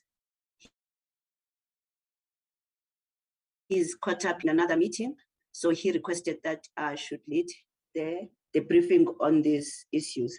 With me, we have our SARS colleagues, Mr. Franz Tomasek, who's leading from the SARS side. And from our side, we've got Nhlanhla Khatebe Khayaletu, and Mr. Franz Tomasek is with Celeste and Monefan Nikek. Chair, the purpose of the protocol is to amend an existing tax treaty. You remember last year we were in Parliament in September, and the briefing on Kuwait was on the parliamentary program, but we have to remove it because the state law advisor advised us that it should serve before the cabinet based on the delays. So because we couldn't do it last year based on the state law advisor recommendation, we are coming back to do it this year because it cannot be ratified without going through this process, Chair. The background to this protocol, which amends the tax treaty between South Africa and Kuwait, starts from the fact that the current tax treaty between South Africa and Kuwait came into force in 2006. And the proposed amendments to the current tax treaty became necessary as a result of changes to the South African tax legislation. That is when South Africa announced the changes to the secondary tax on companies to a tax on dividend shareholder level, because we used to tax dividends at company level, but now we move them to tax at shareholder level. So the implementation of dividend withholding tax was contingent to the renegotiation of the tax treaties. I think there were about 10 countries that we had to renegotiate because they had zero withholding tax on dividends. So we could not implement this in terms of the domestic law if those withholding tax on dividends, especially our major trading partners like UK and Australia. Because this implied that if we did not renegotiate these treaties, dividends going to those countries will not be subject to tax. So the renegotiations took place between 2007 and 2008 and were concluded in 2008. And all the protocols, all those protocols that we negotiated are in force, except for the SA Kuwait protocol. For the past 10 years, we have been requesting Kuwait to sign the protocol because we also had a court case that we're gonna come later on the slide. But when the proposed dates of the signature will come, Kuwait will come with issues like there are technical amendments that we need to do to the text. No, the ambassador cannot sign, the rules have changed and all that. So the challenge regarding the delay in the signing, we had discussions with DECO now regarding the termination of a tax treaty with Kuwait because we're losing on the issue of dividends. And then the issue of termination of the tax treaty with Kuwait was raised with Kuwait during Kuwait visit in 2019 here in South Africa. And I remember the deputy minister promised that the treaty will be signed. So South Africa, we signed in 2019. We decided not to terminate the treaty, not to do that because the deputy minister during the state visit promised that it's gonna be signed. So from our side in South Africa, our minister signed on 17 December 2019. So after signature, we took the treaty to the Kuwait embassy in South Africa because Kuwait promised us that their ambassador, unlike South Africa, because in South Africa, only the cabinet minister can sign the treaty. In Kuwait, an ambassador, they told us that the ambassador can sign the treaty. So when it was time for signing, they said, no, the ambassador cannot sign. Finally, the treaty was only signed on 1 April 2021 when Minister Naledi Pandor visited Kuwait. So although the protocol is now signed, it cannot come into force. This implies that the dividends that are paid to Kuwait are still subject to zero withholding tax because it requires parliamentary ratification. I've said that we put it on the program last year, but we had to take it to Cabinet, and Cabinet approved it on 16 March 2022. And today, we request the Standing Committee to consider it for ratification. Next slide. We want to say there's an urgency regarding the ratification of this Kuwait Treaty. And it is important that even though South Africa can ratify, it can take some time for Kuwait to ratify, because even if we can ratify, if Kuwait has not yet ratified, the treaty cannot come into force.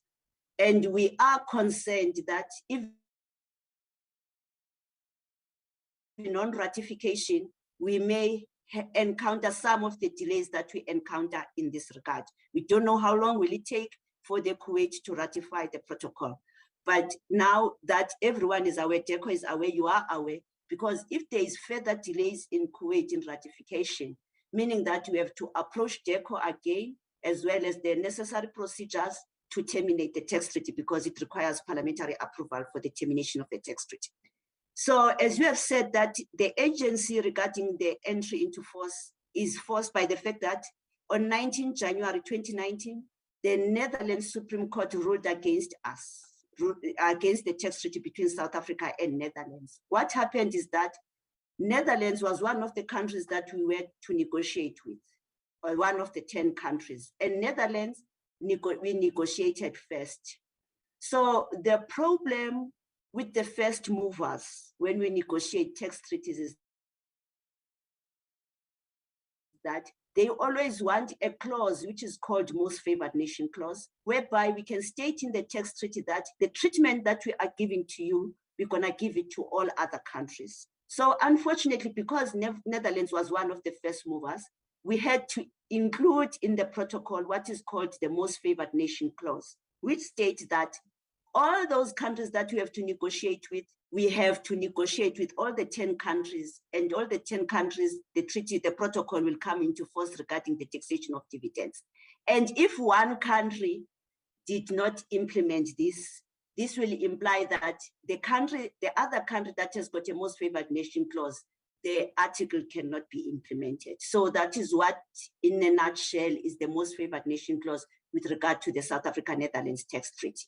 So because Kuwait protocol is still not yet in force, this implies that the dividends, we can't implement the protocol between South Africa and Netherlands treaty, and dividends paid by South Africa to go to both Kuwait and to Netherlands will not be subject to withholding tax on dividends, so they are tax-free. So that is a major loss to the fiscus. Hence, if this treaty is not ratified on time by Kuwait, we will have to have strong measures, because ever since 2009, dividends that are paid by South Africa to Netherlands and dividends that are paid by South Africa to Kuwait are not subject to withholding tax on dividends because of the tax treaty. Next slide. So now we've done the background as to why we are here. Coming to the actual proposed amendments to the tax treaty. Chair, we wish to note that even though the rationale for the negotiation of this tax treaty was mainly to update the Article 10 dealing with tax treatment of dividends, but countries will find that Kuwait decided that, there are other articles that we want to renegotiate if we've got a window to renegotiate. So one of those articles in the protocol is Article 1, dealing with taxes covered, and then it deals with taxes covered in Article 2 of the tax treaty. Here, Kuwait requested that we change the list of existing taxes that are covered by the tax treaty. And then in the case of Kuwait, the agreement will apply to all the taxes covered in terms of the laws of Kuwait. And then in the South African context, we did not request any changes. and the tax treaty will apply to normal tax, withholding tax on royalties, dividends tax, withholding tax on interest, and tax on foreigners and sportspersons, foreign entertainers and sportspersons. So in South Africa, we did not change anything. And we know that the tax treaties apply only to income tax. It does not apply to indirect taxes like VAT. Next slide. And then another article that was changed, that we renegotiated, was Article 4 of the agreement dealing with resident. And then Kuwait requested that in the case of Kuwait, the current definition of the term dividend, the resident, sorry, be deleted and be replaced with the term resident as follows: a Kuwait national or a company or an entity which is incorporated in Kuwait. That is an international practice that a company that is incorporated in a particular country is regarded as tax resident in that particular country, as well as an individual who is present in Kuwait for a period totaling 183 days in the fiscal year. So that is also an international standard, which is regarded as a physical presence test to say that if an individual is present in a particular country for that period, that individual will be regarded as tax resident in that particular country. The next slide. Then Article 3 dealing with dividends. It is important to note that this is the reason why South Africa requested the proposed changes to the tax treaty, so that we can renegotiate the Article 10 dealing with taxation of dividends. And what happens is that the previous tax treaty, as we said, dividends paid from South Africa to Kuwait or from Kuwait to South Africa were not subject to dividend withholding tax. So now when we renegotiated the tax treaty, we introduced the shared right of taxation of dividends between the source state of dividends. And then when we introduced the shared right of taxation, we also introduced a withholding tax rate for taxation of dividends in the source state to say 5% if the shareholding is at least 10% and 10%. The current rates for withholding, those are the rates that are available in most of the tax treaties that we have. And then we also introduced exemption for dividends paid to government, as well as central bank, as well as wholly owned entities by government, that there is exemption in respect of those because that is regarded as government. The next slide. We also renegotiated the withholding tax on interest because South Africa also introduced withholding tax on interest. And also in this case, we introduced the shared right of taxation in respect of interest paid. As a result, we introduced the withholding tax rate in the source state of 5% on the gross amount of interest paid. So if maybe South Africa pays interest to Kuwait, then we're gonna do a withholding tax of 5%. And then also introduced a similar exemption to say that interest paid by government or central bank or reserve bank or wholly owned state entities are exempt. Next slide. We also renegotiated an article dealing with capital gains. This was in line with international standards, whereby we introduced a provision whereby we wanted to tax the gains derived from the sale of shares in a company deriving more than 50% of their value directly from immovable property.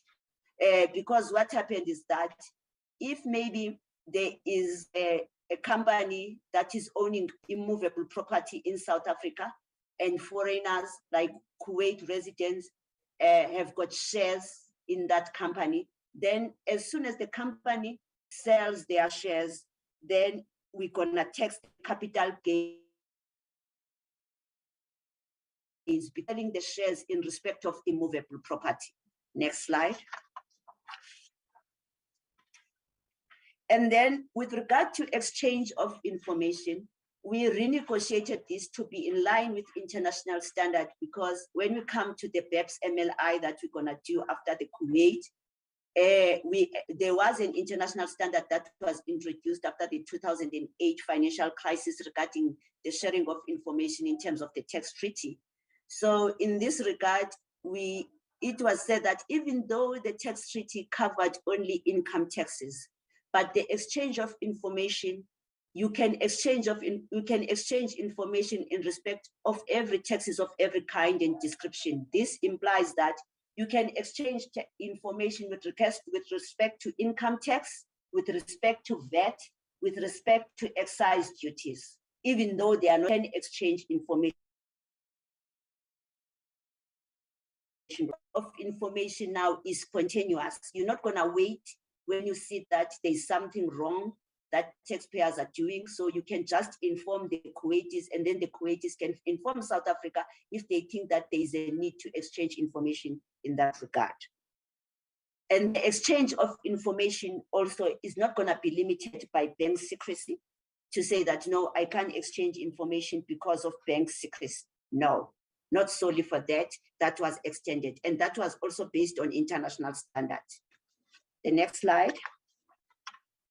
The final provision in the protocol amending the tax treaty between South Africa and Kuwait was the entry into force, of which is very important in terms of the state law advisor, because they will ask, how long will the protocol remain in force? And we'll tell that the protocol will remain in force as long as the treaty is in force. And then another thing, when we are renegotiating a protocol with another country, and then there is another language. For example, in Kuwait, the protocol, there are two languages to the protocol because there's English, there's Arabic text. So we also say that even though both the English and Arabic text of the protocol are equally authentic, in the case of dispute, the English text will prevail. Thank you, Chair. That's all to the Kuwait protocol. Any questions before we move to the BEPS MLI?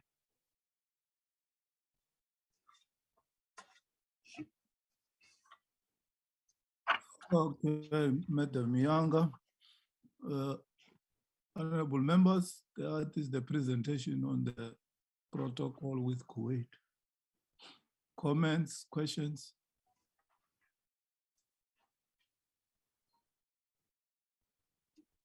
Agreed?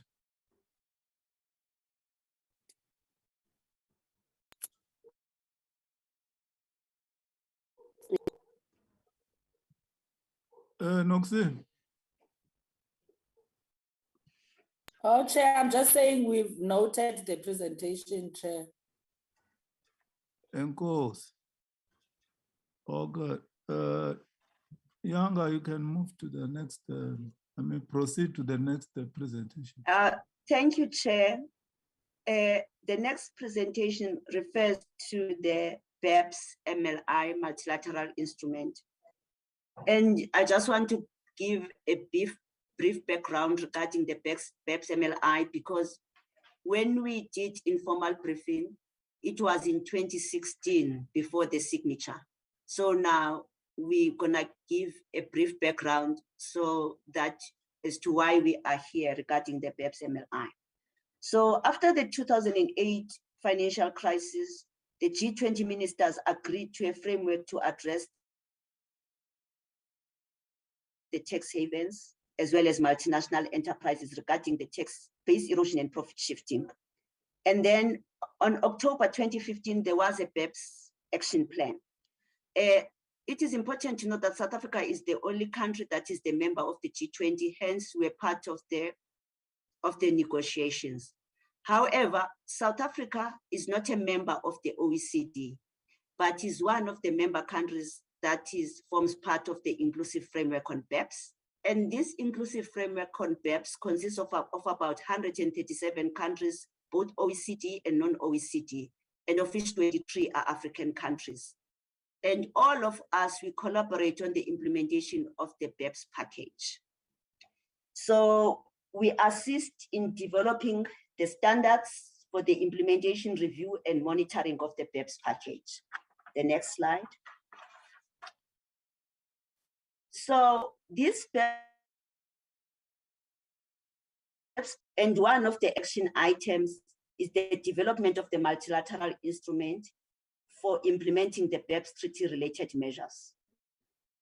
South Africa, we signed the BEPS MLI on 7 June 2017. As of last year, there were 95 countries that have signed, of which 13 are African countries. Although we signed the BEPS MLI on 7 June 2017, however, the MLI is not yet in force because South Africa has not yet ratified. We did mention in the budget that we're gonna ratify the MLI last year, but it had to serve before cabinet also. And it served before cabinet on 16 March 2022. Next slide. So the BEPS MLI is aimed at updating all the existing bilateral tax treaties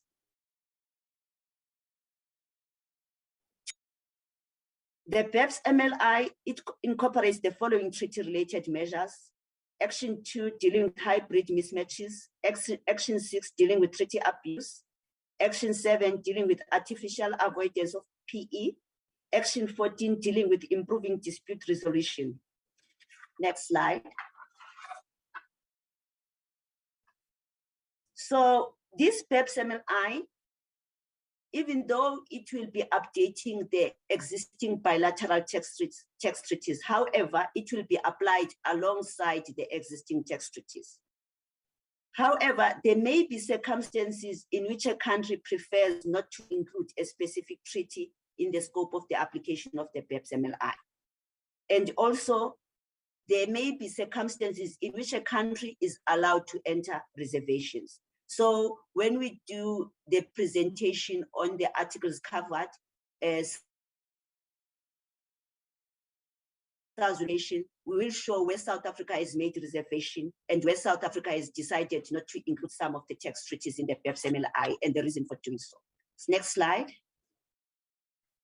Now, in the South African context, how will the BEPS MLI apply? South Africa has 79 bilateral tax treaties in force, with 2 more tax treaties awaiting ratification by other countries.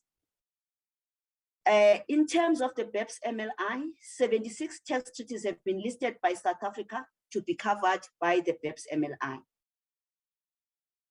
These 76 tax treaties will, once those countries have ratified the BEPS MLI, meet the international related BEPS measures. As of August 2021, 42 of the 76 countries in the South African context have already ratified the BEPS MLI. So now, which countries, which tax treaties will the BEPS MLI not apply to? Only 5 tax treaties will not be covered by the BEPS MLI, namely Germany, Zambia, Malawi, Grenada, and Sierra Leone. And the reason why we did not include these tax treaties is that with Germany, Malawi, and Zambia, we are renegotiating this on bilateral terms because those countries were already on renegotiation. So they said that we can include all those provisions that are in the BEPS MLI in the bilateral tax treaty. You remember, Chair, last week on the 1st of September, we did an informal briefing on the Germany in this regard. Others are still in the process of renegotiation. However, with regard with Grenada and Sierra Leone, those tax treaties were signed long time ago. So they are not compatible with the provisions of the BEPS MLI. So we have to do a renegotiation altogether of those treaties. Next slide. Coming to the agency of the BEPS MLI, it is urgent for South Africa to ratify this because about last month, there was a peer review mechanism that was done on South Africa in terms of exchange of information and common reporting standard. And we stated that we will be ratifying the BEPS MLI. So if we do not ratify the BEPS MLI, in terms of Action 6 peer review, we get a negative point in this regard when we have not yet ratified. So today we present to you to the committee for consideration for ratification of the BEPS MLI by the National Assembly. So over to SARS to deal with the articles that are changing covered by the BEPS MLI. Thank you, Thank you, Frans. Younger, and good morning to the Chair and honourable members. So the first is the usual type of introduction, the scope of the convention with Article 1 and Article 2 dealing with the interpretation of terms. I think a key one here, Younger has already dealt with, which is the concept of a covered tax agreement, and she's translated that into the practical steps South Africa is taking. So we can move on to the next slide. And here we start dealing with issues like hybrid mismatches. So in Article 3, we deal with what are known as hybrid entities or transparent entities. So this is to deal with the situation where one country thinks a entity is a transparent entity. So in South Africa, for example, a partnership, it isn't an entity on its own. You look at the people who are members of the partnership to determine who gets taxed. But in another country, a particular kind of partnership may be considered to be a company. And so it is the entity that is taxed, not the members of the entity. And so that creates the ability to do some innovative tax planning, let's say. And this then ensures that that opportunity is taken away. Now, in a South African context, we already have provisions that deal with another variation on this theme, which is the concept of a hybrid instrument, where one country thinks something is debt, but the other country thinks it is equity. But it's not part of this, so we don't need to deal with it. Dual resident entities. So this deals with the case where a company is set up in such a way that it is a resident of two countries. And so then the question is, so which country should get the primary taxing rights and which country gets the residual taxing rights? Because now both are claiming that it is a resident of that country. And again, this is an area where with some planning, you can arrange for a desirable tax outcome. So what this does is it says, if you're in a situation where a company has residence in two countries, the two competent authorities need to get together to decide where the company is resident. And if they can't agree, then it is denied treaty benefits and it would have to fall back on domestic measures to relieve double taxation. And we have those in South Africa. But what this does is it ensures that you cannot game the system by relying on a set of rigid rules that would otherwise be used. This is included in South Africa's current model and in the international models precisely for that. And essentially this then updates the older treaties. So again, you'll see South Africa has not entered a reservation. We would like this to apply. Then we move on to Article 5, which is application of methods for the elimination of double taxation. South Africa has reserved on this one because we already have domestic law which deals with these issues if it is not dealt with in the double taxation agreement. So we don't need to build this one in, and we can move on to the next slide.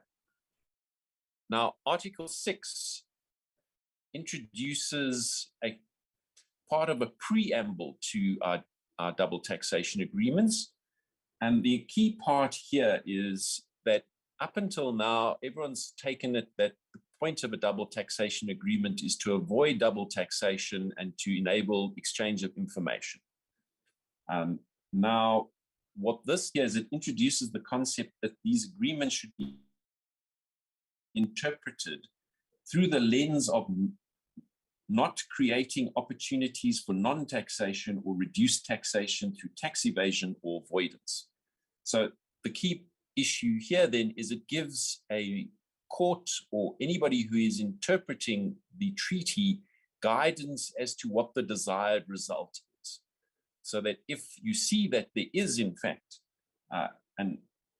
a structure or a bit of planning that is going on that is in fact creating an opportunity to create non-taxation or reduced taxation, that is not consistent with the spirit of the agreement, that you should bear this in mind, that that was not the purpose of the agreement.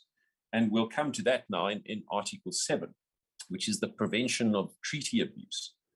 Now, what this does is it says, if you try to enter into an arrangement where one of the principal purposes, and this is the principal purpose tax, the PPT,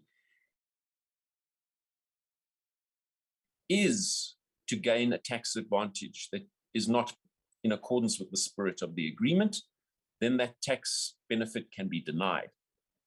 And so that is the approach that South Africa wishes to follow, because it's one that we have some experience with, given that it is largely aligned with our general anti-avoidance rule in the Income Tax Act, which also has a test, a slightly stricter test. It says the main purpose is to get a tax benefit. Here it is one of the principal purposes. That was the source of a good deal of debate back when we were amending the general anti-avoidance rule. And we stuck with our traditional approach in the end, although the question of moving to this one of the principal approaches was considered at the time. There are some other added layers you can put onto this, which are the so-called limitation of benefits clauses. The difficulty, very complex, very quickly. The benefits approach covers some 4 pages of text in the MLI. Just to give you a sense, if that's the simplified one, you can only imagine what the detailed one looks like. So South Africa has gone for the principal purpose test as the primary mechanism. Moving on to Article 8. Now, here what you have is a scenario where, again, the planning may be that in order to get the advantage of a reduced withholding tax on dividends, you change the shareholding of the company for a brief period so that it moves off to a non-resident in a treaty jurisdiction, and then you put it back where it belongs at a later stage. Now, that is clearly not something that we would like to see. So what this provision does is it provides that you must have held the shares for 365 days before the dividend. So again, these kinds of short-term timed transactions to sidestep the rules or take advantage of the rules becomes much more difficult. Similarly for capital gains. So here what you have is a situation where, as Younger explained with the Kuwait Agreement, you have a company that is worth more, whose worth is more than 50% attributable to fixed property. So what you could theoretically now do is inject some other assets into this company so it drops below the 50% level, sell the company, and then you can extract the assets out again. So once more, there's a 365-day period that comes into play here so that you can't do these short-term injections and extractions to try and sidestep rules. Moving on, Article 10. Here we have an anti-abuse rule for permanent establishments such as third jurisdictions. Here, South Africa has reserved our position because we think the PPT already covers this, so we don't need it. If it turns out that is incorrect, as Younger has mentioned, we can withdraw the reservation, but rather than add complexity at this stage, we have reserved. Article 11. This should actually go without saying, but a treaty should not impact, except in fairly limited ways, on how you can tax your own residents. So this then just confirms that, and South Africa would not be entering a reservation there because we believe that's a useful clarification. We can then move on to the next slide. Okay, we now get to the artificial avoidance of permanent establishment status through commissionaire arrangements. Now, a commissionaire arrangement is typically a civil law problem for countries that use a civil law system instead of a common law system. South Africa uses a common law system, so we have entered a reservation on this article. Then we get to Article 13, which deals with the artificial avoidance of permanent establishment status through specific activity exemptions. That's a mouthful. Essentially, what the treaties have done up until now is there are certain kinds of activities which are considered to be preparatory activities, which don't rise to the level where, if they happen in your jurisdiction, they lead to a taxing right over those activities. Now, the problem with that is that some of those activities can become much, much more important in a digital world. So, for example, you may have a platform sells from overseas into your jurisdiction, but then to speed up the times, it puts a warehouse in your jurisdiction so that they can get the goods to the customers faster than if they were shipped cross-border. So this creates a difficulty. And so what this option A here does in this particular article is it says, hang on, the fact that it is merely a storage warehouse, for example, doesn't automatically mean that it should qualify for exemption or an exception. You need to look at the overall structure of what's happening and see, is this something that is just auxiliary, preparatory or auxiliary, or is this something that is in fact key, so that you can't take advantage of new business models to sidestep proper taxation. And so South Africa has elected option A here because it is the stricter of the two options. Option B is not as strict. And there is then also an tool, because what you could conceivably do is slice up multiple activities into separate companies or separate locations in a country, and then try and argue that each of these little bite-sized chunks are only preparatory or auxiliary. And so there's now a rule that says if someone tries to do that, you aggregate them all together, and then you look at the picture to see if that is still the case. So that's the anti-fragmentation rule. And clearly that makes sense to prevent tax planning. So we have opted for that as well. Moving on to the next slide, the splitting up of contracts. Again, this is pretty artificial, so we think we can deal with that through the PPT. So that we have reserved a position on. Article 15 now comes into play to define what a closely is. So the international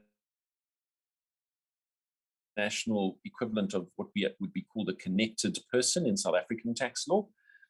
We have not entered a reservation here because that term would be used in Article 13 because of the anti-fragmentation rule. And then obviously if South Africa were ever to withdraw its reservations with respect to 12 and 14, that would be useful there. So it's there and available.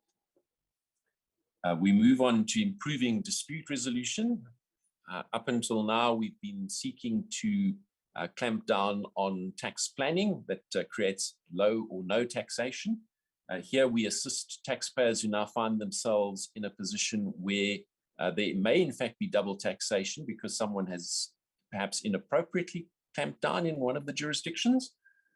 So these are a set of measures to improve the dispute resolution system. They're set out on the slide there. I don't think we should be going through that in any huge detail. Sorry, we need to move on the slides. Article 16, thank you. The one where we would propose to enter a reservation is with respect to Article 6.1. And the sting here is it says Article 16.1 allows for MAP to be submitted to either state. Now, the difficulty here is that you then have a situation where a South African taxpayer is submitting its MAP application to the other authority because, say, an associated enterprise in the other country has been taxed inappropriately. And then South Africa sort of is at the end of the chain. So if you wanted to do that, we would prefer you to lodge the application with South Africa, and then we will communicate with the other jurisdictions. So there's a consultation mechanism. And then that is the option we would propose so that at least we know what is happening with our taxpayers. The remainder of the article essentially just brings the older treaties into conformance with modern treaty practice. So I don't think we need to get into too much detail on that, unless there are questions here. We can move on to the next slide. Oh, sorry, I missed one. Corresponding adjustments. That is really just that is again bringing us up to modern standards in treaties. Essentially, if someone taxes a taxpayer on the one side and then increases the taxation, the question then is, well, what happens on the other side of that international tax transaction?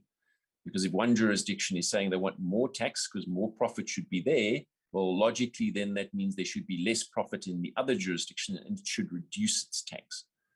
So that simply cleans up the text here and makes it clearer. That has always been the understanding from South Africa's point of view. Now we move on to the next slide. Arbitration. So South Africa proposes not to move into mandatory binding arbitration. And we share that position with very many other developing countries. South Africa's position, if you're aware of it in the trade space, is not to have arbitration in the international trade agreement, investment agreements. And so that is consistently done here as well. We do not elect for binding mandatory arbitration. Instead, we use what are known as the MAP procedures, the mutual agreement procedures, where the two tax authorities, or maybe more than two, depending on just how complex the arrangement is, would enter into discussions to best address the issue. But there is no binding arbitration in that process. And then we finally move on to the last set of provisions. And these really are these sort of more administrative provisions that deal with signature, ratification, reservations, and so on. This MLI is already in force because it required 5 signatories. As Younger has pointed out, there are many more signatories than that already. So it is already operational for the countries that have signed and ratified it. Sorry, I should have said more than 5 signed and ratified. And there are definitely substantially more than 5 in play at the moment. So MLI is operation. And essentially for South Africa, what we need to now do is ratify it and deposit it with the depository so that we can then bring our international agreements up to the modern standards and help clamp down on some of the base erosion and profit shifting we have been seeing. Just one last point, which isn't on the slides, but it speaks to something Younger mentioned a little earlier, is that the MLI sits and operates in conjunction with the existing treaties. So it doesn't specifically amend the treaties. So the treaty applies and then it's modified by this other agreement that sits next to it, which can be quite difficult for taxpayers and tax administrations to interpret. So the practice has arisen now to prepare what are known as synthesized texts, which essentially do the work of combining them so that taxpayers and tax administrations know what the end result is, so to say. And South Africa has been in the process of working with our treaty partners where the MLI will come into force, so that once it is ratified, we will be able to release a number of these synthesized texts to assist taxpayers and our colleagues in the interpretation of the end result. We have not been able to do that with all our treaty partners because a number of them are saying, well, we'd like you to finalize your ratification process so that we have a final agreement that we can look at from your perspective, and we will then give you priority in the process of developing synthesized text. But we have had a number of our fellow administrations that have been willing to engage with us prior to that, so that we will in fact have a fair number of these synthesized texts ready to go up as soon as the MLI comes into force for South Africa to assist both SARS taxpayers. I think that's it from my side. Happy to take any questions.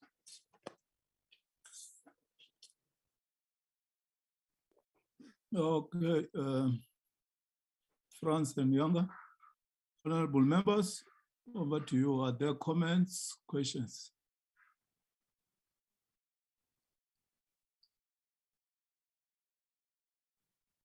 Noxie? Hey, Chair, good morning. I can't lie, Chairperson.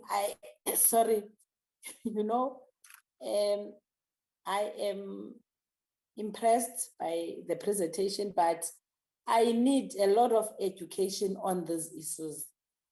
For example, Younger is talking of BEPS and goes on to talk about BEPS MLI.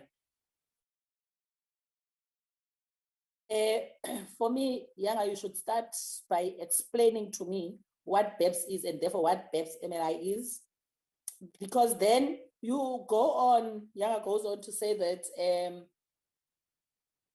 South Africa is not part of G20. Oh, sorry, it's the only country in G20. Did you probably want to say it's the only African country in G20? I need more explanation on that. The other area for me is where you say there are companies that have dual residence, that is countries that reside in two countries, and that those countries have to sort out between themselves as to where this company can belong. I don't know, Younger, but I would have thought that it should be the owners of the particular company to make a decision as to where they want residence for taxation purposes. Why should it be the countries that make that decision? Thank you, Chair. I'll pause there for now. Of course, over to you, Franz and Younger.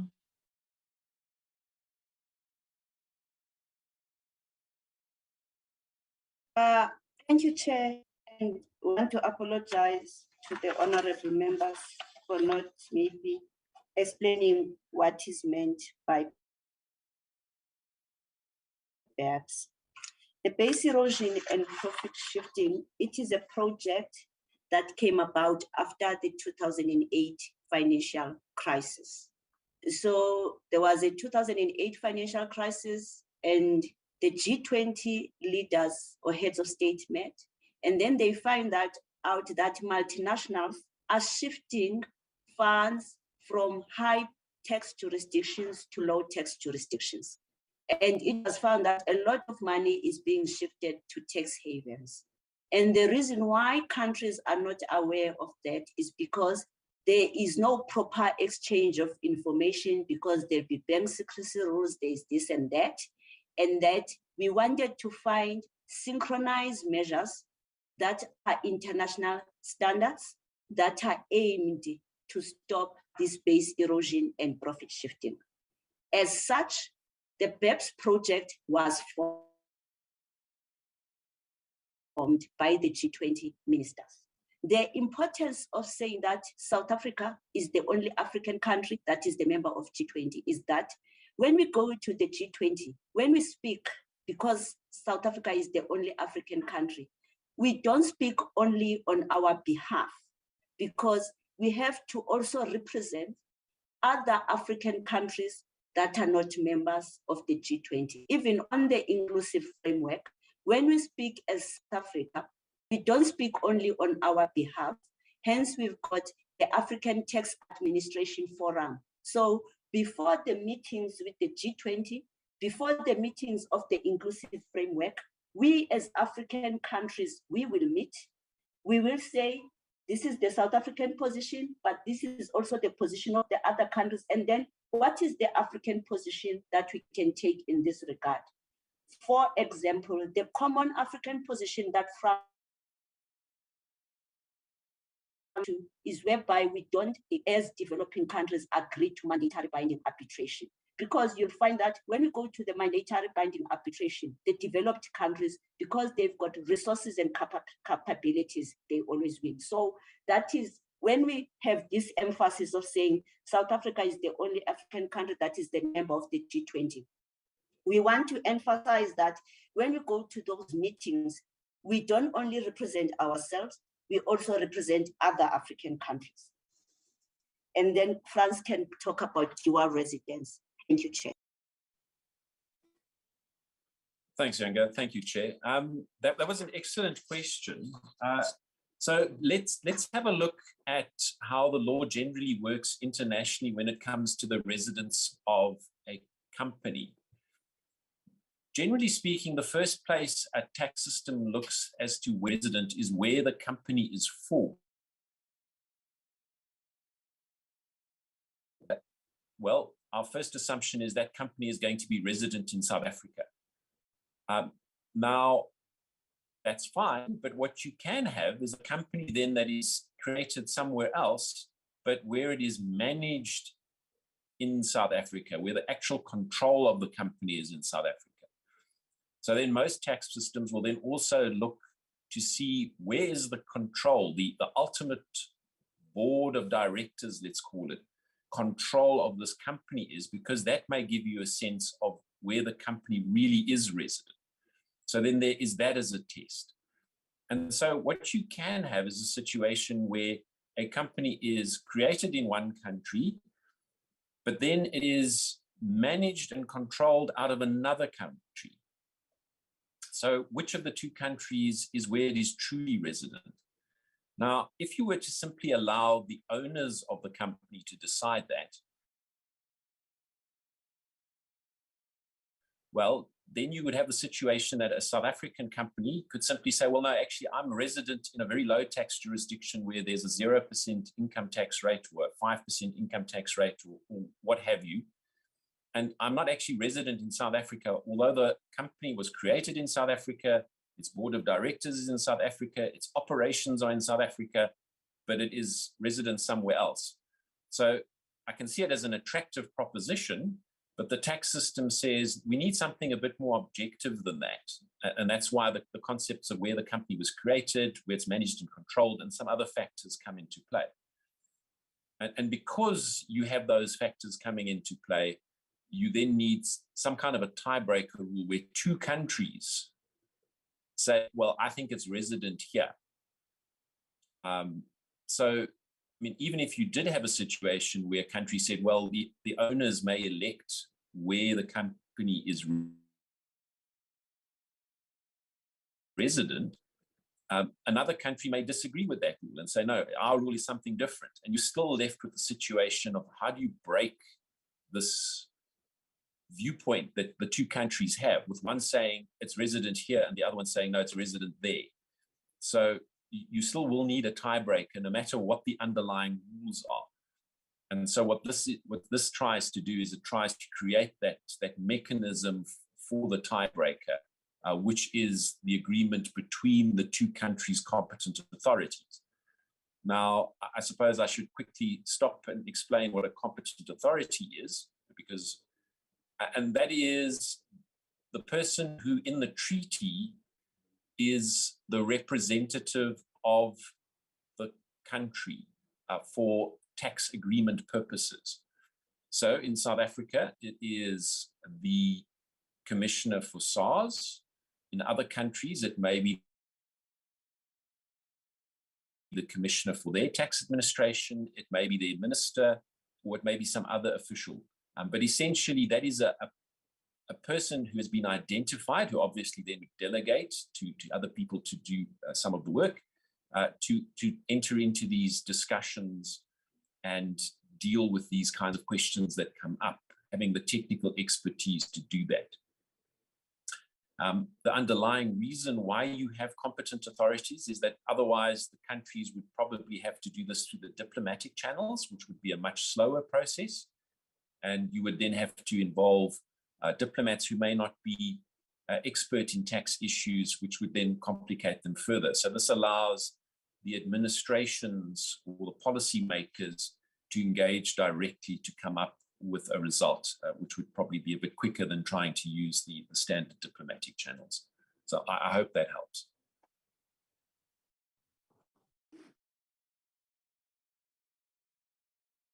Okay, thanks for the response. It looks like we're done with the presentations and the responses. We have to officially adopt the, what do we call them? The protocols. Can somebody move for the adoption of the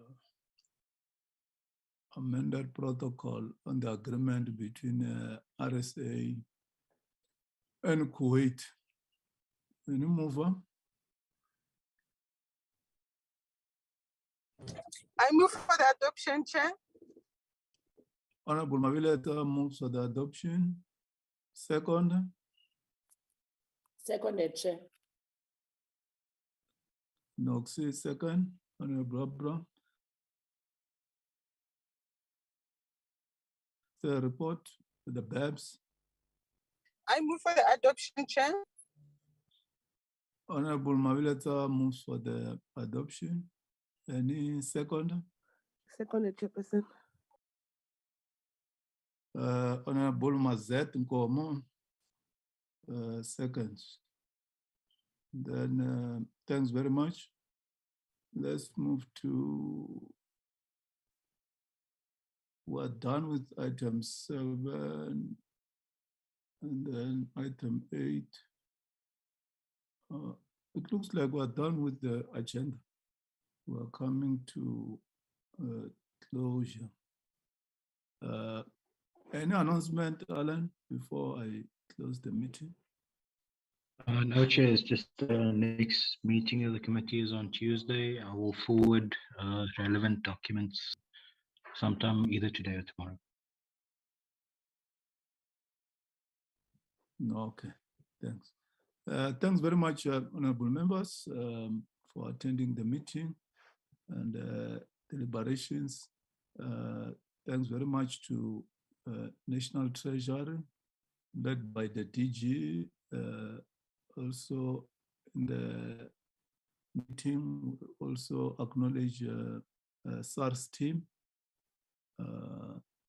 Thanks to the entire National Treasury team who else is in the platform. Okay.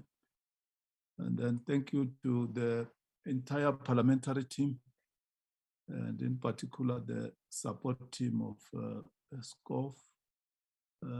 Thanks very much. Until we meet again, the meeting is adjourned. Thank you, Chair. Thank you very much. Amanda. Recording stopped.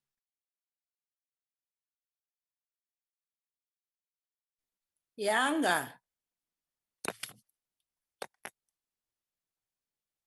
Is Yanga gone, Chair? No, see, oh, I was switching off the, what you call, Tini? Is Yanga gone? Yes, she's gone. She's gone, you know, Younger and the technology, not friends. Because I was going to say, it sounds like she's a very important person in these international taxation structures. So, Franz, you must tell Yanga that when you go again, you must take the committee with you. You seem to be very important people in that structure. Oh, you want to go to BEPS and protocols? There's lots I want to take you with me, all of you, Chair. No, see, I have been involved. Remember, I'm a former minister. It's like you forget. So I know these bilaterals and multilaterals and hey. No, So I'm like, so when I speak, Chair, you see, I must speak for myself, maybe myself and Zanele. yeah, probably yourself and Zanele, not for me.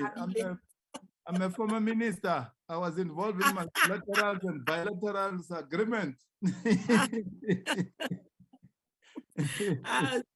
Long live. Okay, no, I'm rushing to into Zama preparation conferences, Zama region, Gauteng. Sure, Chair. Good luck.